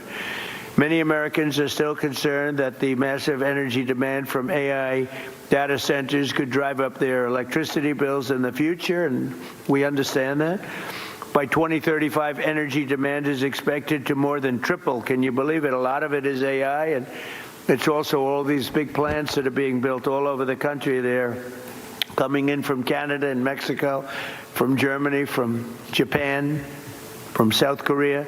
They're all coming here to build cars again. You know, we lost 54% of our car industry because we had presidents that, honestly, on trade and business, they didn't know what the hell they were doing. I could say the same thing for the chip industry. We lost the chip industry, but it's all coming back. You could have stopped it so easy. All you would have had to do is put a charge or a tariff on.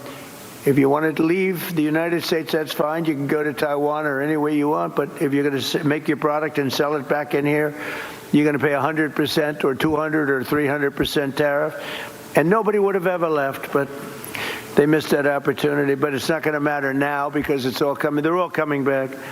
By 2035, energy demand is expected to more than triple. Under the Ratepayer Protection Pledge, we're signing today, the big tech companies are making 5 important commitments to keep utility prices down for American consumers. First, these companies are committing to provide or pay for all power generation and electricity needed for their AI projects, which is massive. And where possible, they'll add capacity to the grid by building new power stations. So they're going to be making their own electricity. They're not going to be taking from the grid, and they will actually probably, based on what I'm seeing, they're building overcapacity, and they'll be able to sell that overcapacity at very low prices into the grid. In addition to that, we're fixing the grid. Now, if we didn't do this was, I believe, I don't know, nobody's going to challenge you, won't challenge me. I think this was my idea. I said, wait a minute, we can't. When I first got involved with AI, they said, we will need triple the energy. Think of this, triple the energy of what we have now. Some people said double. I said, whether it's double or triple, that's crazy. And that was just for AI. It is incredible. And when you see the buildings we're talking about, you start to understand it. But unless you saw buildings that go for miles, buildings that are so big, buildings that cost $60 billion. I said, you mean $60 million? When I first got involved, they said, we're building a $60 billion building. I said, you mean 60 million? 60 million is a big building. It's not that big, but it's pretty big nowadays. They said, no, sir, we're going to spend 60 billion, but now it's like 100 billion and 150 billion. And the bottom line, it takes electricity like nobody's ever seen before. And I said, well, with an old grid, even if we fix it really well, which we're in the process of doing, you can't take that and double our electricity. They're going to have to build it themselves. And I told Mark, I told Elon, I told people, and nobody believed me. They said, you're going to let us build our own electricity? Because they've been so used to being beaten down and to have people with no ideas how to solve problems, and then the whole thing fails. It's a whole disaster. They said, no, I'm serious. And in one case, they submitted plans, and they didn't do what I told them. And when I called them, I said, why don't you have your plant here? We thought you were kidding. Are you serious? You really? They couldn't believe it in a good way. They said, it's too good to be true. And I said, no, it's not. And here's the other thing. You'll have your approvals within 2, 3, or 4 weeks. It used to take 20 years to get it prior to rejection. So in other words, you go 20 years prior to rejection. They'd vote. I've known many plants where they've been, I knew people, they started off young. They were young trying to get approvals for a stupid plant, one plant. Their whole life was devoted to getting this plant. And around 22 years, in one case, 22 years later, he got rejected. I said, that's not good. He wasted, let's say, half of his working life on getting an approval, and he didn't get, now we get it in 2 weeks, 3 weeks, maybe 4 weeks. When I came in originally in my first term, we had 2 big LNG plants in Louisiana. They were in the 14th year of getting approvals, and they had just been rejected. And I got involved. They were tremendous plants. They're up now. They're working beautifully. They built the 3rd one. They're magnificent. I mean, if you like pipes, this is a plant. The whole thing is, you look inside, all it is pipes. I've never seen anything quite like it. It's like lying 2 or 3 Empire State Buildings on their side and doing nothing but putting pipes into it. So I didn't know exactly what it represented. All I knew is this is what they needed. So I got involved. The first one I got done in 1 day. The second one, I was a little bit slower that week, and it took me 1 week. So I got the first one done in 1 day, got fully approved. And when they called up the head, and I didn't want anything. I don't want anything for myself. I want it for the country. When they called up the head of a company like a Microsoft or like any one of the people in this room, but they called up the heads, they said, no, we got rejected. No, you just got approved. It was 1 day and 1 week, and they were built. And they're in your state, by the way, right? Yep. And they are big. Yes, they are. And they're doing great. Lots of pipes. And there are lots of pipes, right? That's all I noticed. I said, I've never seen anything like that. Anyway, so for these companies committing to provide or pay for all power generation electricity needed for their AI projects, where possible, they will add capacity to the grid. They're going to be adding a lot of capacity, and I think it's going to be really, and I've seen some power plants. I'm actually more interested in the power plant than I am in information. I said, where do you make the money for this? They said, information. I said, okay, that's good. That's got to be a lot of information, though, right? And it's turning out to be true. David, it better be true, because you got a big bet. This country has a big bet on it. But it's incredible what they're doing and what they're coming up with. Second, they'll cover the costs of upgrading existing power delivery infrastructure and their energy demand as it requires further investment. So they'll be upgrading existing power delivery infrastructure. They will, third, negotiate separate rate structures with utilities to cleanly assign them to the costs of new capacity investments and commit to paying even if they do not end up using all of that electricity. They're going to make a commitment. So we're going to have a situation where you're not going to have increased electric bills for homes that are in the area or even outside of the area. And fourth, they'll invest in the local communities where they build and operate, provide workforce development and jobs for skilled Americans like those with us today. We have great skilled people, electricians, engineers, HVAC technicians, server and network technicians, power plant workers, plumbers, welders, and many others, all people that I've hired. All my life I've been hiring you guys, and you've done a great job. I built a lot of buildings, a lot of good ones. And finally, they will use their infrastructure to contribute backup power to local grids during times of need. So they're going to have a lot of backup power. We're going to have a lot of excess. Basically, we're building massive amounts of electricity, and you're not paying for it at all. And the companies want to do it because this way they can, otherwise they couldn't build. I mean, the option really was not about cost. It was about there's no way of possibly taking the old grid and doubling it in a matter of months or years. So in short, America's largest and richest tech companies will be funding a colossal expansion of U.S. energy. We'll have, I read where China is building tremendous energy. I know, you got to respect it. But we're building similar amounts. We're building what we need, and we're building it through the private sector. We're building it through great companies. And I've seen some of the plants that these geniuses, they are real geniuses, are showing And I say, wow, that's really great. You're really doing things in terms of technology with electricity that, frankly, the standard, wonderful power companies probably aren't going to be getting there. Maybe as you build them, they'll be start. But some of the plants that I've seen, Dina, are absolutely unbelievable. So they're going to be producing massive amounts of electricity and energy. The grid, so the American consumers aren't going to have to even think about it. And your electric costs are going to be going down. Now, unfortunately, it'll take a little time to get there. So they'll say, well, you know, I don't know who's going to follow me, but whoever is going to follow me is going to have some big advantage. You know, it happened with Biden where we got a lot of approvals for things, but they take statutorily a year or 2 years. And I got one on medicine that was good, not as good as favored nations, which we just got. That's 80 and 90% drops, okay? Nobody's going to believe it. But I got one on various medicines, and it was good, but it doesn't kick in for 2 years. I said, I hope I win this election because I'm going to get so much credit. And the election was rigged and stolen. And he stood up there one day getting credit. He didn't even know what the hell he was talking about. He got the credit. He was talking about how he did this, and he had no idea what he was talking about, but we were the ones that got it. And I hate that. So this is going to happen again because somebody's going to be getting a lot of credit into the future. But this is really the pretty current future. This is going to go very quickly. This is going to happen almost immediately. The United States is leading the world in AI by a lot. We're leading China. We're leading everybody by a lot.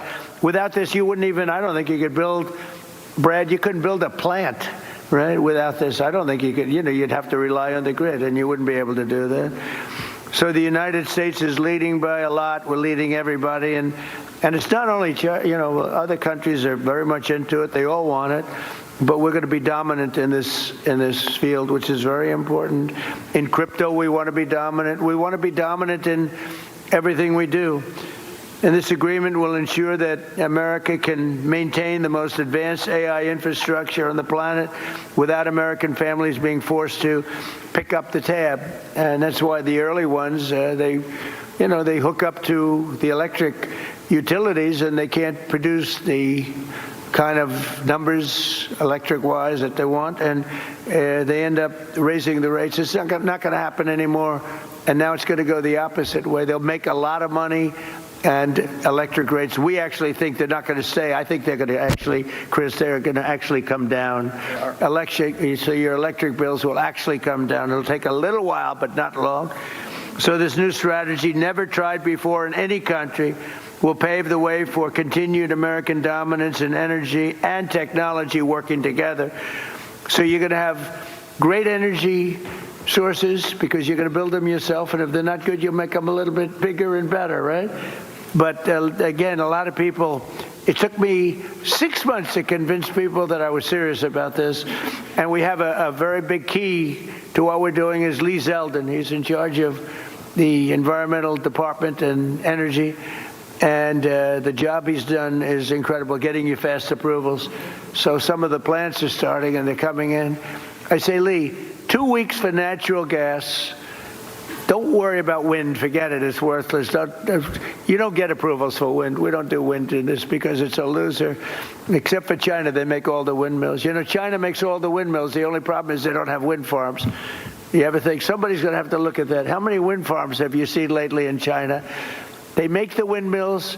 They sell them to the suckers over in Europe. Europe is buying them by the thousands. And I told them for 3 years, this is not going to work out well.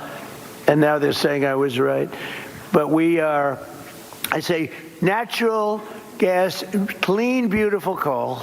We don't ever say in the Trump administration you're not allowed to use the word coal unless you precede it by saying clean, beautiful.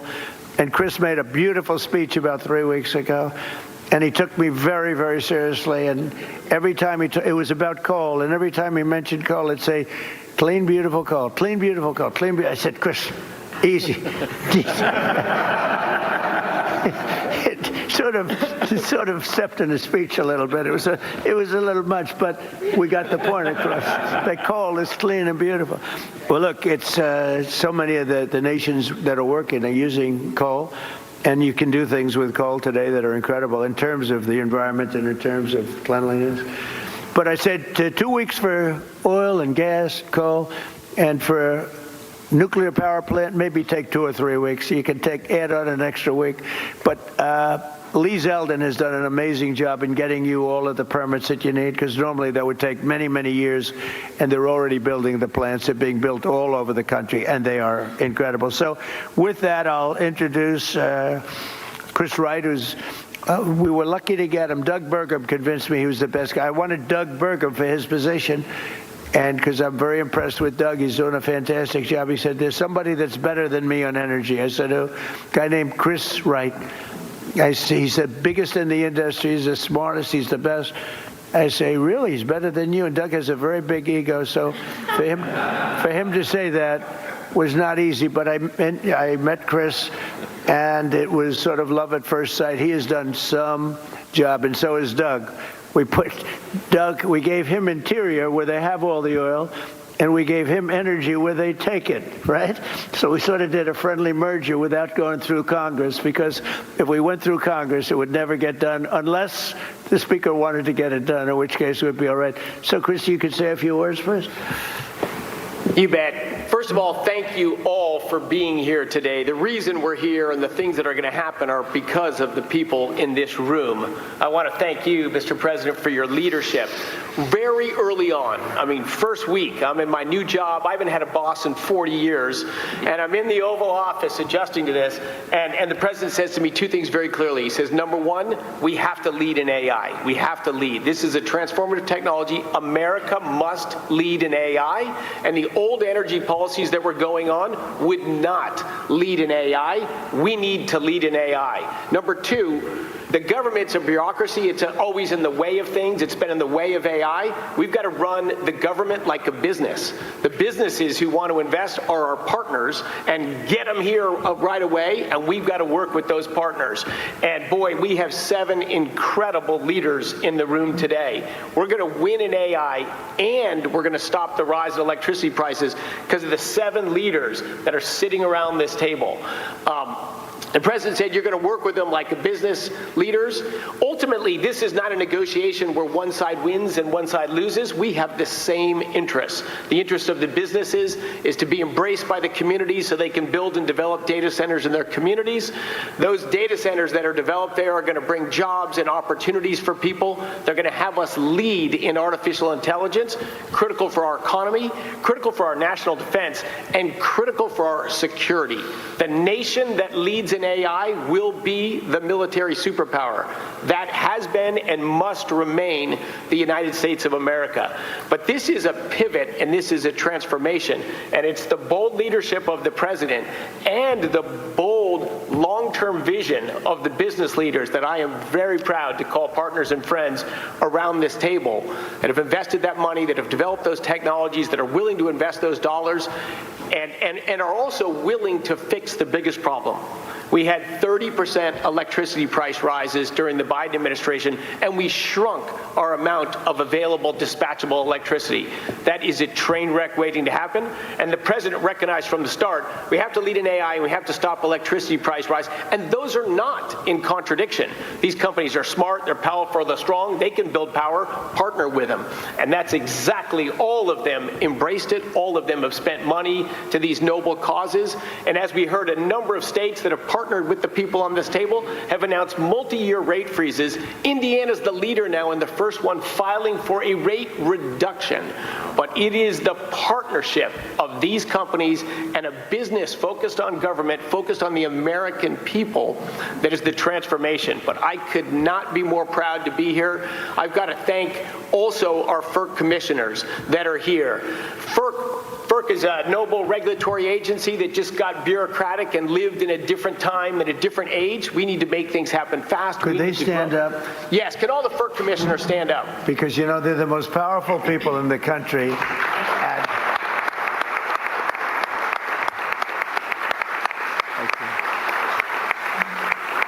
I have had more people say, do you know FERC? I said, do I know FERC? What about FERC? And I learned so much about you, and you are the most powerful people in the country, so we want to be very nice to you. Please get us approvals. Please get us those approvals, okay? Thank you all very much. Thank you. The FERC team has worked hard, smartly, and practically to enable the revolution that's going to happen. America leading in AI and stopping the price rises. Thank you all so much. And boy, one of the other things I'm crazy lucky about is to work as a partner with a guy who has the hardest job in the world and does it with a smile, does it with charm, and does it with grace. Speaker Mike Johnson. Well, thanks so much, Mr. Secretary. Thanks to you all. It's a great honor to be here with the leaders of tech and industry, the FERC commissioners. They are so very important, and all these folks who help all this happen. Look, only President Trump has the gravitas to be able to assemble the leaders of all these great companies in one room, and also to conceive of an idea like the Ratepayer Protection Pledge. This is an idea whose time has come. I think it's going to be so well received around the country because, let's be honest about it, there are concerns that people have had. There's a lot of misinformation out there, Mr. Secretary, about the rise in energy demand and what that's going to mean for our communities. So it is so meaningful to have leaders, the titans, to come in and say, everybody be calm. This is going to be great. It's actually going to be better going forward. Not only is America going to stay on top and lead and be the strong superpower that we are, we're going to continue to lead on AI. We're going to continue to make the communities better. I'm in the state of Louisiana. A lot of this is happening in Louisiana, Mr. President. It's not just a bunch of beautiful pipes. It's also data centers. Met is doing a big one. And, of course, Amazon's working in Louisiana and Stack and so many of the other companies. And our communities are so grateful to have that investment and also grateful because they're coming in as great corporate partners, community partners, and they're acting responsibly. They're helping to build out the energy grid, and they're making life better, not just with good-paying jobs. They're actually making life better in these communities and in our states, and so we're so grateful for that. I like what you said a moment ago. This is a win-win-win across the board. You have everybody who's come to the table in good faith under the leadership of this extraordinary president to make this happen for the country. It's at the perfect time. Trust is not given by communities and local stakeholders. It's built over time. And I think this pledge is a huge part of building that important foundation for the future. America's back, Mr. President. I'm so excited about that. Excited to be a part of this. Thanks so much for letting us be here. Yeah. I think we'll go with John. Is that all right? John Houston? Thank you, Mr. President. In places like Ohio, this is a very, very big deal. I know that you know well that if we want to have economic dominance and national security dominance, we need to have technological dominance. And AI and data centers are a big piece of that. And I know that the American people want to win. They want to win this just like you do. We want to be superior to our challengers like China. We want to have AI dominance because that helps give our military, our manufacturing, everybody across the country needs AI dominance if America wants to win. And I know you're the leader of the America First agenda. You want America to win, but so do the people in places like Ohio, but they're concerned about energy prices, right? They know that they like those folks out there, the construction trades that build these, the plumbers, pipe fitters, HVAC, electricians, the people that build the power plants, the laborers, the boilermakers. Like, these are working people in places like Ohio that do amazing work to build the data centers, to build the power plants, but people just are worried about their energy prices. And what you're offering today with this roundtable with the Ratepayer Protection Pledge, Mr. President, is great leadership because this solves the problem that people were worried about. And as the data centers build new power plants, it leads to energy stability, affordable, reliable electricity for American ratepayers, helping them win the affordability battle that you're leading on behalf of this great team that you've assembled. And I just want to say thank you for your leadership on this. Thank you very much, John. And I hear you're doing very well in your race. He's running for a very important seat in a great state that I like a lot. It's always been good to me, and it's going to be good to you, and it has been good to you. So good luck with that. Okay? Thank you, Mr. President. You're going to do good. Michael, please. Thank you so much, Mr. President. You have been talking about this issue beginning as early as the campaign. In July, when we released the AI Action Plan, this was a focal point of the speech you gave. Talked about it again at the State of the Union. So this is a culmination of this idea that you've been working on for quite some time. And the key to all of this is that American AI leadership should never come at the cost of hardworking Americans' ability to pay their electricity bills. And Frontier AI, that all of these great companies work on every day, along with the data centers that underlie them, are going to accelerate scientific discovery. They're going to unlock economic efficiencies. They're going to enable entire new industries to support the prosperity of all Americans. And to continue to lead in AI, these great companies need to make new data centers. We need new fabrication capacity. We need new manufacturing facilities, and we need new power plants to be able to do all of this great work. And today, through this pledge, we are challenging all these companies to think bigger when it comes to data center construction, by identifying ways that we can drive down the overall electricity cost, to ultimately strengthen grid resilience, and to create more American jobs in the communities that choose to build all of these data centers. By signing this pledge, all these companies here are making themselves accountable to you, Mr. President, and to the American people as they strengthen their commitment to benefiting the communities in which they build and they operate. We as an administration are using every tool at our disposal to ensure that the U.S. can build and maintain the largest, most powerful, and most advanced AI infrastructure anywhere on the planet. And today we recognize that building the future requires massive amounts of reliable energy. And I'm grateful to you, Mr. President, for acting so decisively to ensure that the growing demands of energy that we have are never passed to the American households. Thank you. Thank you very much. Dina? Thank you, Mr. President. It's such an honor to be with you today. I also want to thank your outstanding team for partnering with us. You know, it's been remarkable to watch this transformational moment and you positioning America to lead. Our country has had very big transformational movements before, whether it was coming together, World War II, or the Industrial Revolution. But this is different. The next 3 years, in many ways, sir, are the whole game. And those 3 years, while you are president, you have positioned us to win. You have not only made sure that energy dominance is a key to how we will succeed in the compute needs we need, but you've also done something very important. You've made us all know that it's not about the products, it's about the people. And at Meta, we are so proud of the jobs that we are creating, whether it is in Louisiana or in Ohio. So proud that it's not just extraordinary engineers, it is pipe fitters, it is welders, it is electricians. And I'm particularly proud today to announce that partnering with Senator Moreno and Senator Husted, we have launched a pilot in Ohio to train fiber technicians, some who are in this audience actually today, a very important skill set needed to build data centers. This 4-week program is a new curriculum. When you graduate, you have a license to be a fiber technician and a guaranteed job with Meta. We are also extremely proud to sign the ratepayer pledge today. Also, in Louisiana, as the speaker just said, we have been able to lower the costs of so many Louisiana payers, energy payers, an estimated $650 million over 15 years. So we are proud to say today that we want to fully cover the cost of the energy that we use in our data centers, create jobs and opportunity. But more than anything, sir, we are really proud that we're going to look back and have had the privilege to work with you and know that America won at such a critical time and that we did it really working with the American worker and so many others. So thank you, sir. Proud to be here with you. So nice. Thank you very much. I also want to say, sir, I forgot to say it, you know, it was 10 years ago, way before we were talking about AI, that you said there is honor and dignity in plumbers and in workforce skills training, and you asked Ivanka, as you know, to chair that. 10 years later, we could not have imagined how much we needed all of those jobs and those programs, and you marshaled the entire government to do it. That is having an impact in cities across the country. So thank you very much. Thank you very much. Thank you, sir. Ruth, please. Thank you, Mr. President.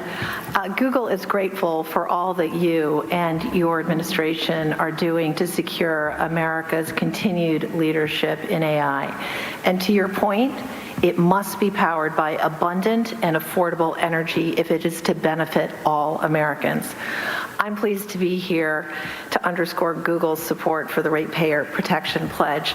We're committed to assist in all of your work to support American households, American businesses in this exceptional era of innovation. So 4 brief points how we will deliver on this for Americans. First, adding to energy capacity. Consistent with your call to build, bring, or buy energy, we will meaningfully invest across America to bring new energy online, as you have stressed so frequently, to deliver the self-sufficiency that is core to this pledge. In Texas alone, we've contracted to add more than 7,800 megawatts of net new energy generation and capacity to the grid as we grow our data center footprint. And very much to your point, we're committed to continuing to invest to add capacity where we build. And to that end, we will very shortly close on an acquisition of Intersect Power, which is going to enable us to build data centers right next to those new additional power generation capabilities where possible. Second, to protect American ratepayers, we're committed not only to pay for 100% of the energy we use, but very importantly, the infrastructure to support that growth, whether or not we end up using that energy. And I think one example that brings that to life, I recently had the privilege of being in Arkansas with Governor Sanders, and our energy partner there, Entergy, announced that Google's investment covers the full energy costs associated with powering our data center, which contributes more than $1 billion back to Arkansas customers to reduce their electricity costs. I think this is precisely what you were saying we need to do more of, and we're committed to doing that. Third, I get very excited about the topic of workforce development, very much to your point, and the important topic of job creation. Every one job that we create in a Google data center gives rise to an additional 9 jobs in the communities in which we are building that data center. Those are high-skilled construction jobs, electrician jobs, represented by so many of the amazing people here today. It's also jobs across the community, in schools, in restaurants, with small businesses.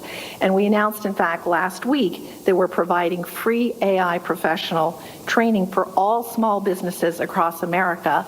And given the clear need for electrical workers in America, we're particularly proud of the work we've led to create an electrician training program, and we're committed to train 100,000 electrical workers and 30,000 new apprentices across the country.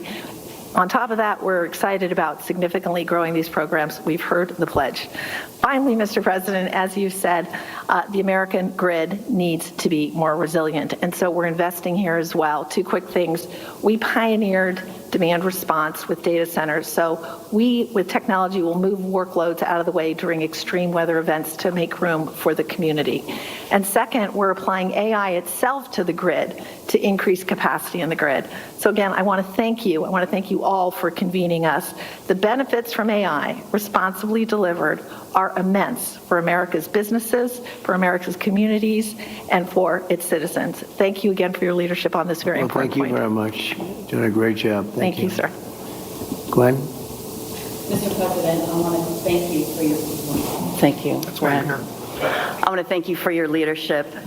Because of your work on this issue, I'm confident that we will win the race with in AI with China and succeed in delivering inexpensive, abundant electricity for the American people.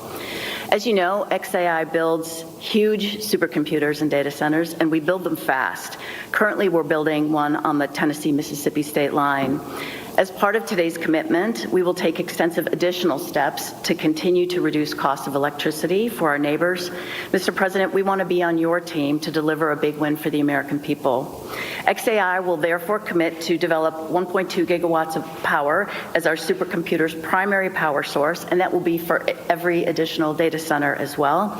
We'll expand what is already the largest global megapack power installation in the world. The installation will provide enough backup power to power the city of Memphis, and more than sufficient energy to power the town of South Haven, Mississippi, where the data center resides. We will build new substations and invest in electrical infrastructure to provide stability to the area's grid. We will build state-of-the-art, we haven't talked about that yet, but this is actually quite important. We will build state-of-the-art water recycling plants that will protect approximately 4.7 billion gallons of water in the Memphis aquifer each year. And we will employ thousands of American workers from around the city of Memphis on both sides of the Tennessee-Mississippi border. We will also commit to deploying our AI technology to make people's lives better, creating a period of abundance where electricity becomes cheaper and people have access to the best goods and services humankind has ever seen. Finally, Mr. President, we commit to take these efforts into orbit. We are currently designing orbital data centers powered by the nuclear reactor in the sky. Launching supercomputers into space will mean even more energy on Earth, as all the power plants that we're building now and power sources we've built will be available to the communities instead of the data centers. I've been in the space industry for nearly 40 years, sir, and I have never seen things move more quickly than under your administration, so thank you for that. Mr. President, you've been strong and clear about building AI that benefits Americans and benefits American values, including demanding that AI is consistent with American values. In July 2025, you signed an executive order directing agency heads to support only those AI models that prioritize truth-seeking and are ideologically neutral. We still fully support that order, and we're fully on board with the ratepayer protection pledge, and I'm really excited to be here. Thank you so much for your commitment. Thank you very much. Thank you. Would anybody like to say something? We're finished with the official speakers, but we have the most important people in the room and great people, political and otherwise. Would anyone have anything? Please, Darrell. Perhaps as the California representative here, I can tell you how excited I am about your proposals. First of all of you have major presence in California. And not long ago, I visited the largest site of one that's not here today, Apple. It's in Reno, Nevada, Mr. President. It is 1,700 acres. It goes on, as you said, forever with buildings. It is doing a great job. It is one of dozens. Most of you also have centers being put up in that same neighborhood just outside my state of California. The reason they're there is the availability of power. And the story I just wanted to briefly say that says a lot about the current state versus where you're putting it with the help of industry. They have what you would call huge, beautiful power plants, one after another that they have. They built them for backup because in Nevada they were able to get all the power they wanted, but they built in resilience there. They've only had to run them extensively when California calls and says we're having a blackout. Would you please turn on your power generators so we don't go dark in San Jose miles away? That said so much to me about the responsibility of these companies already in the past building backup power, but also the need to have the resilience that these plants will create as a result of your work. And they won't be diesel plants, they'll be clean burning plants, they won't be temporary or backup, they'll be positive. Lastly, my state has invested in solar, so much so that we have it to burn during the day. Literally, we burn it. We don't know what to do with it.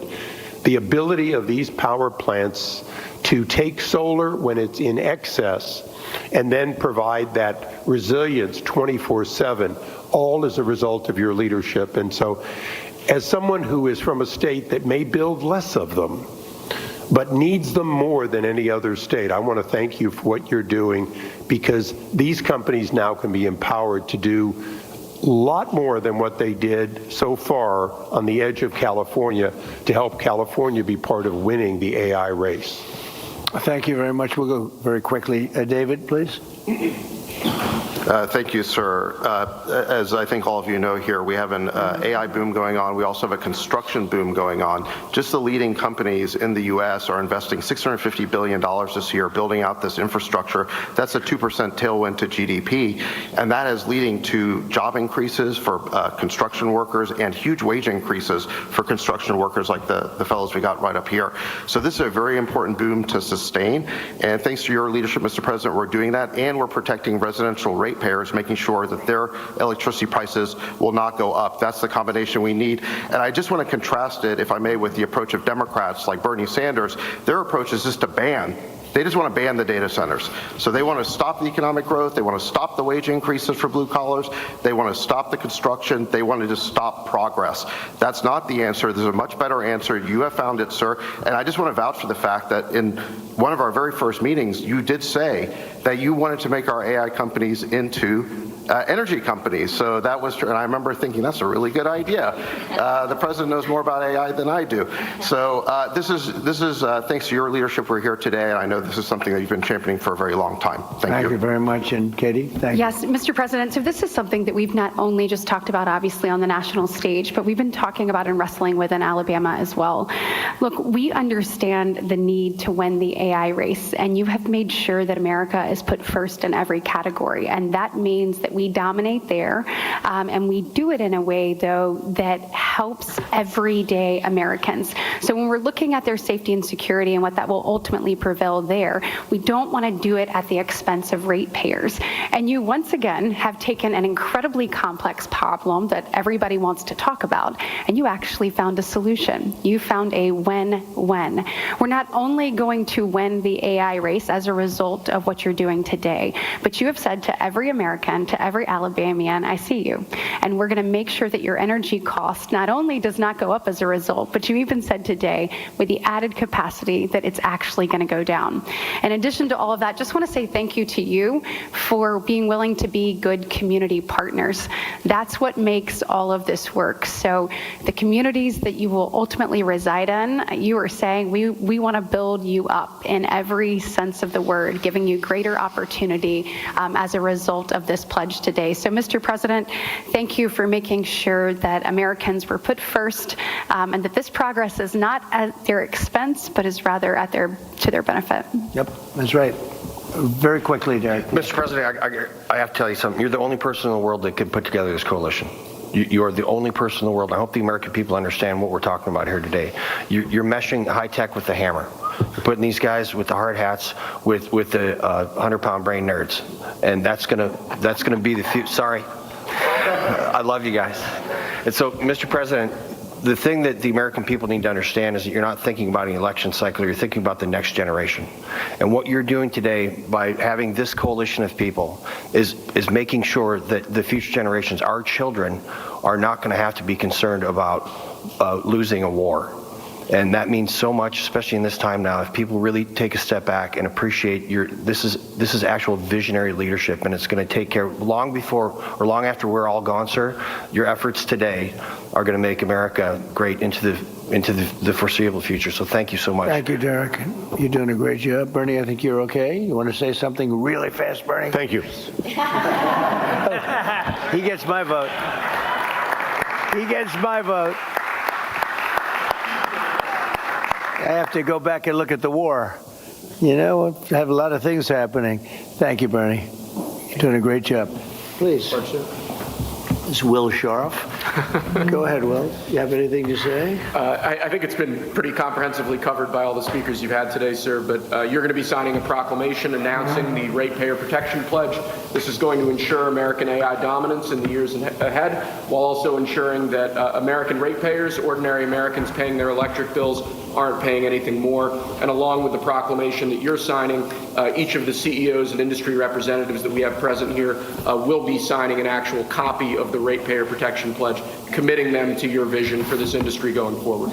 Pretty good, right? And let me say to the press, thank you so much for being here. It was fantastic. After the pledges are signed, if we can have you move out of the room as quickly as you can so we can do a little bit of business. But thank you for being here at this thing. And as you heard, the summary of the Trump agenda is lower prices, higher wages. Okay, you got it done.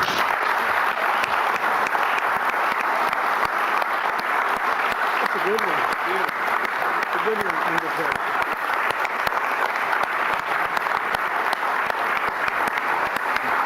Thank you very much. Thank you. Thank you, press.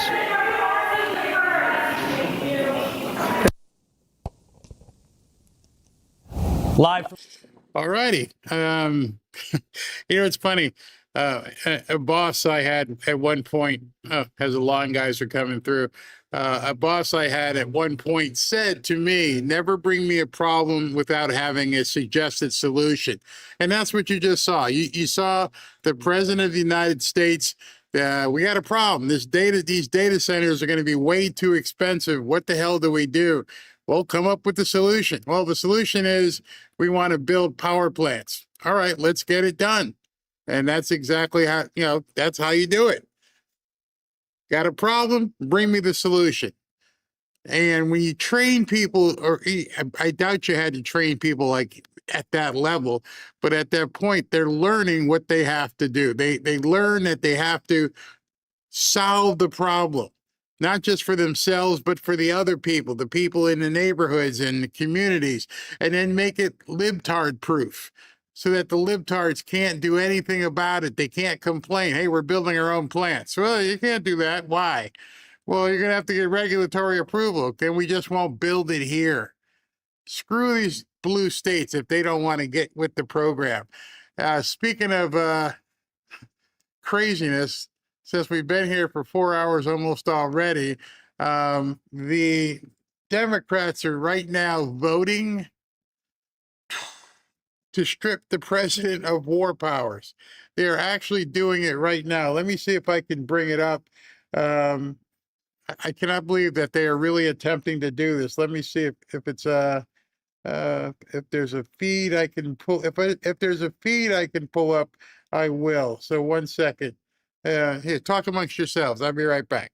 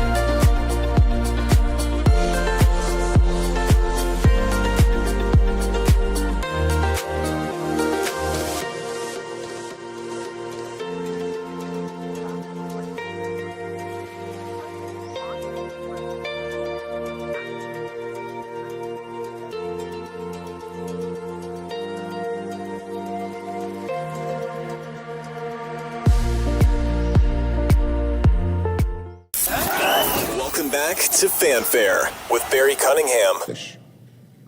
So to anyone around here who thinks we're not at war, listen to Hegseth's press conference.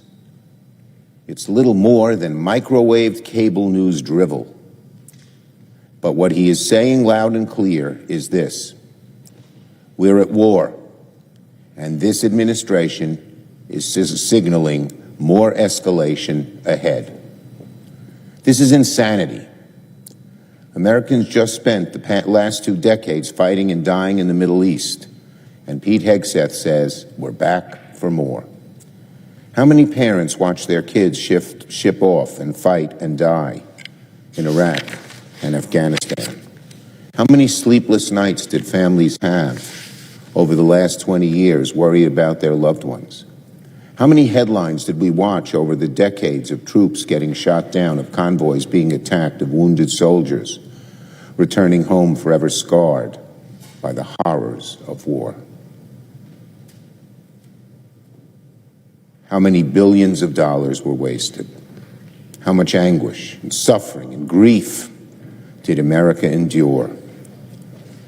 And now Pete Hegseth says he'd be happy that we're going to do it all over again.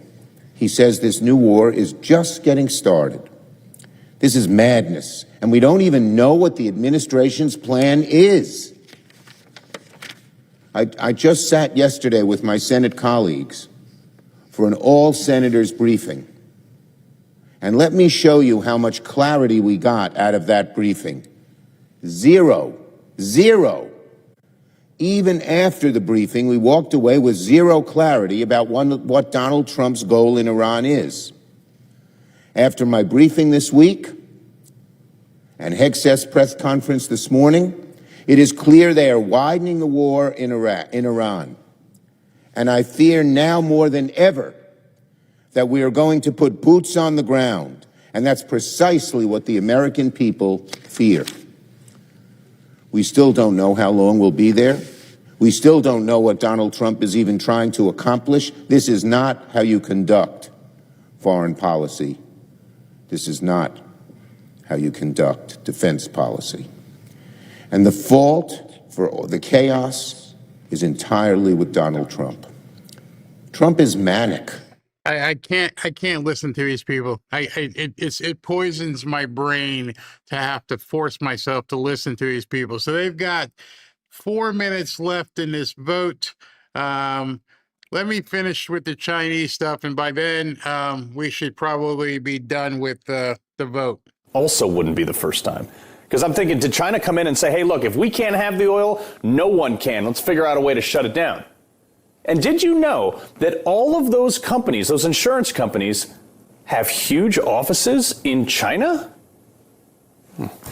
This is all the foreign policy stuff that Trump is dealing with right now. More than half of some of those companies, those insurance companies' revenue relies, not needs, but relies on the ability to operate in China.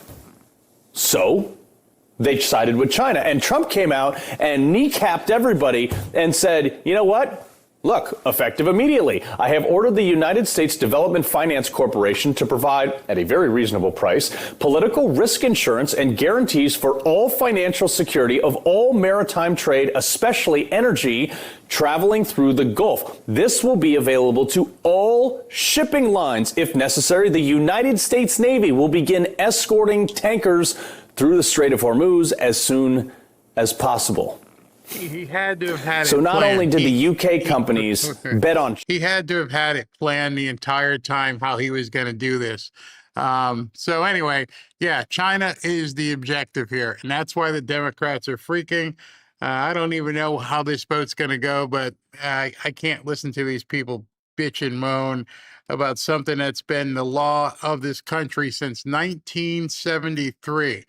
The war powers has been vested with the president since 1973. So let me do super chats, and maybe by the time I'm finished with super chats, that they would have done this first vote. Something tells me this is going to go on like all night. Hold on, let me just pull this stuff up here. Wow, we've been here 4 hours. 4 hours today. It seems like Karoline's press conference was 2 days ago. All right, here we go. Let me move this over here. Chiosop says, not a new president, a duly elected real president. Indeed. Jose, hey, Barry, they should use the poop stuff. The discombobulator, baby. Nancy, Barry, as football is your game, Trump knew that playing offense was a way to win. To play defense is a decision made too late. I have to agree with you, because that's why they changed it from the Secretary of Defense to Secretary of War. Mary, fake news is so bad. Karoline is a great press secretary, that she is. Beverly, thank you, Barry, for all the hours you put into providing this information. Excellent website. You truly have a servant's heart. Thank you. Thank you very much. Brad, Collins is one dumb. He's talking about Caitlin Collins. Yes. Beverly, why do they keep allowing the American reporters and anti-American reporters in the press conferences? I bet Caitlin is being funded by Soros. You're probably right. Chiosop, Mitch found the Biden stash. He got some energy and came out there. Chiosop, Iran probably gave China oil at 75% off for protection, but when the time came, China had no bulls. No one dares to stand up to Trump. Looks like this thing is probably going to fail. They only got 44 yeses thus far. and they would obviously need a lot more. So it ain't happening. 3 seconds, 2 seconds, 1 second, over. If they call it, I'll put it on the screen so you can see it. But it looks like it failed. That they're not going to be able to pass this resolution. Is 45. They're not going to get to 50. I doubt. What we shall see, as they're still counting. What's the name? Kelly Panetsky. Thank you twice. And then Suzanne. Let's see here, Suzanne. Thank you. For all you do, Barry and mods. I missed a lot and wondered if you are now fully in your new studio. Yep, we're here.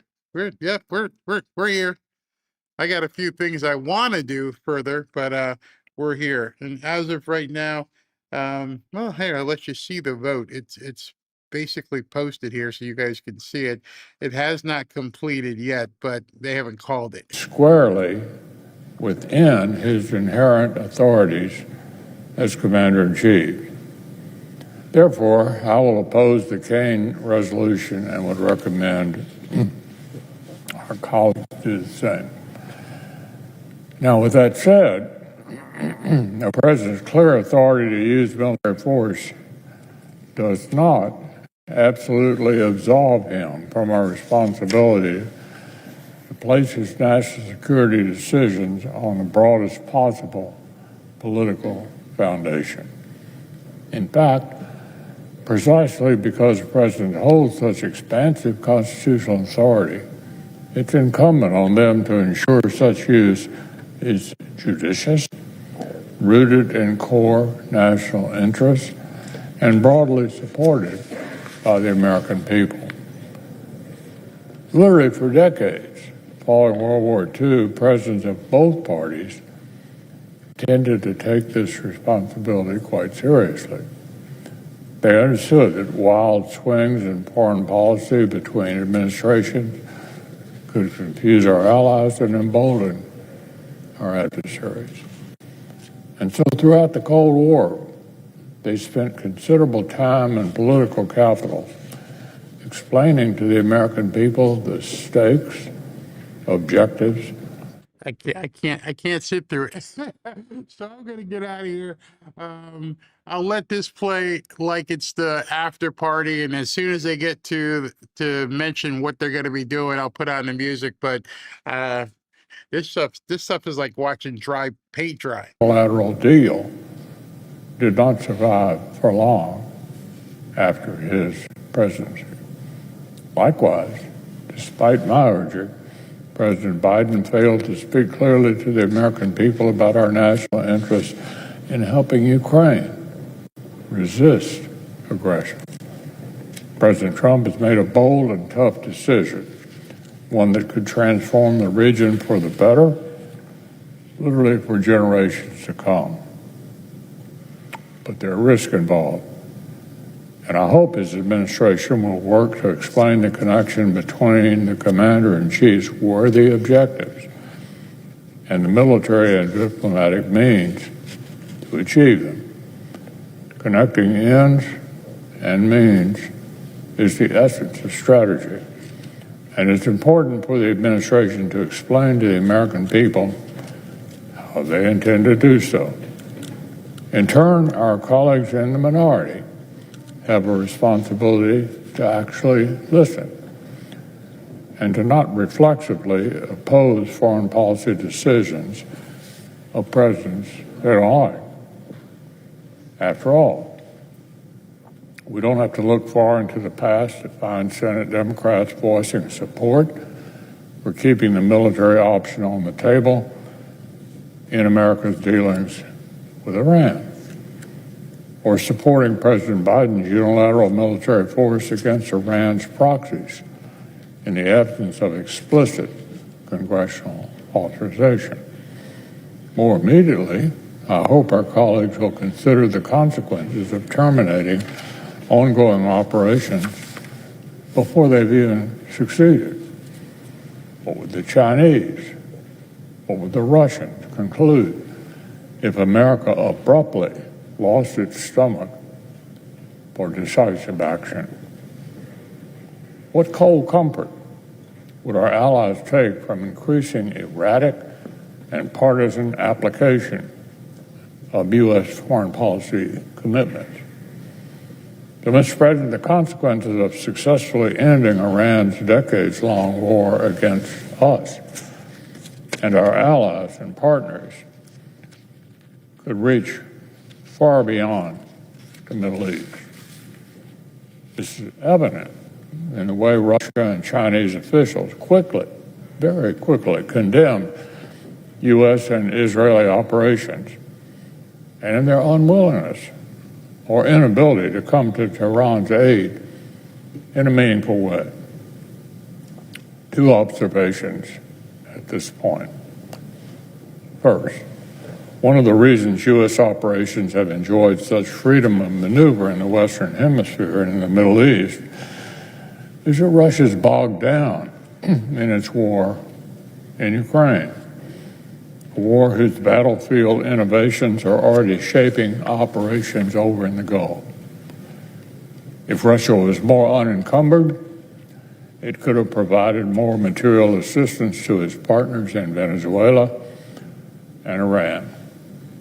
The price of peace in Ukraine matters, and we should be careful not to compel an outcome that allows Russia to reassert itself in regions of critical importance to the United States. At the same time, there's tremendous value globally to destroying Iran's ability to produce the drones that rain down death in Europe and the Middle East alike.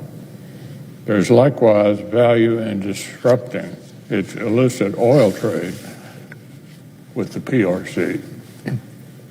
And finally, Mr. President, a word about munitions, military readiness, and defense industrial capacity. Regardless of disagreements on the pending question, every one of us should want the United States to have the best possible military. Every one of us should want our armed forces to be prepared for even more challenging threats. Today, the U.S. military is not prepared to confront aligned adversaries and deter or defeat aggression simultaneously on multiple fronts. The reasons are numerous. There's plenty of blame to go around. Administrations have failed to submit budget requests that meet the basic requirements of the military. Congress has failed to pass timely full-year appropriations. Industry has failed to anticipate inevitable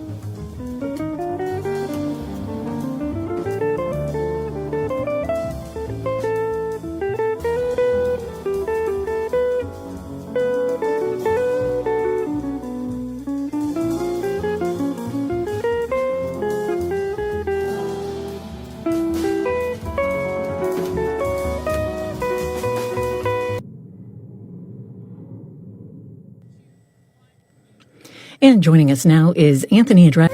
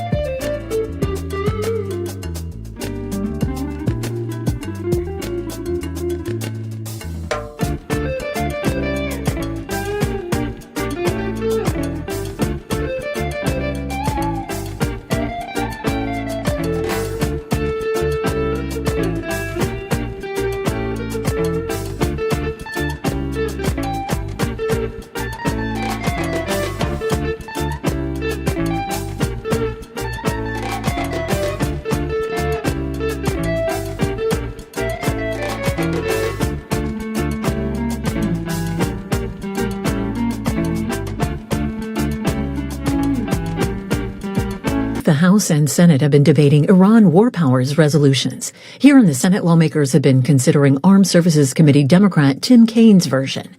It would stop U.S. military operations against Iran unless explicitly authorized by Congress. A joint resolution like this requires passage by both the Senate and House and would need the president's signature to go into effect. Over in the House, members have been working on a similar resolution offered by Democrat Ro Khanna and Republican Thomas Massie. A vote on that is expected tomorrow in the House. Here in the Senate, this is a vote to discharge Senator Kaine's resolution from committee, allowing it to officially be considered on the floor.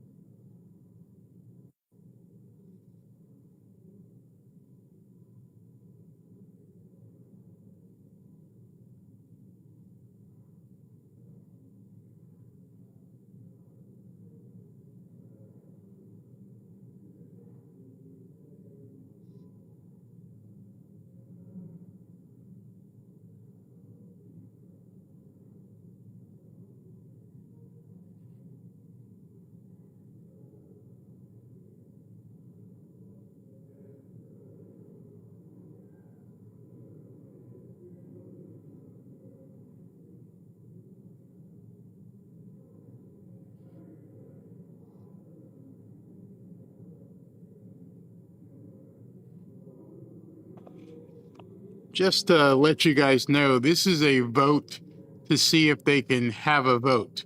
So all this is a vote to have a vote, and at which point, if even if they get 50 or 51, then it still has to be passed in the House, and then of course President Trump would have to sign it. So this thing is basically ceremonial at best. It's just to show people their disapproval with President Trump. But since it needs his signature, he's not going to sign it, and so they don't have enough votes to override it. And so this Both the House and Senate have been debating Iran war powers resolutions. Here in the Senate, lawmakers have been considering Armed Services Committee Democrat Tim Kaine's version. It would stop U.S. military operations against Iran unless explicitly authorized by Congress. A joint resolution like this requires passage by both the Senate and House and would need the president's signature to go into effect. Over in the House, members have been working on a similar resolution offered by Democrat Ro Khanna and Republican Thomas Massie. A vote on that is expected tomorrow in the House. Here in the Senate, this is a vote to discharge Senator Kaine's resolution from committee, allowing it to officially be considered on the floor. So that's Katie Britt. She just walked in and said no. Again, this is just a ceremonial vote to see if they can even have an actual vote. And if it fails, my friend, the Republican whip, says that we have a clear and present danger. If it fails here, then it doesn't go anywhere. But in any event, if President Trump it got to his desk, they would just go ahead and he'd veto it. So there's nothing. This thing is going nowhere. It's at 48 to 49 right now in terms of the recorded votes, 48-49, which that means it's got 97 votes have been tallied. They would need all three of the remaining votes. All three of the remaining votes would have to go to yay. It would have to be, basically 51-49. If it's 50-50, obviously J.D. Vance would come in and say no. So this is basically just kissing your sister type stuff. It means absolutely nothing, and people will make a big deal of it, and all it is ceremonial. It is a vote to have a vote. If you see on the screen, it says allow Senate to debate the resolution. This is just a vote to get them to have a debate to go ahead and try to vote. So they can't even, they're at 48-49 right now. Like I said, all three would have to come in for, or it's over. It's 50 to 48. This thing cannot possibly pass.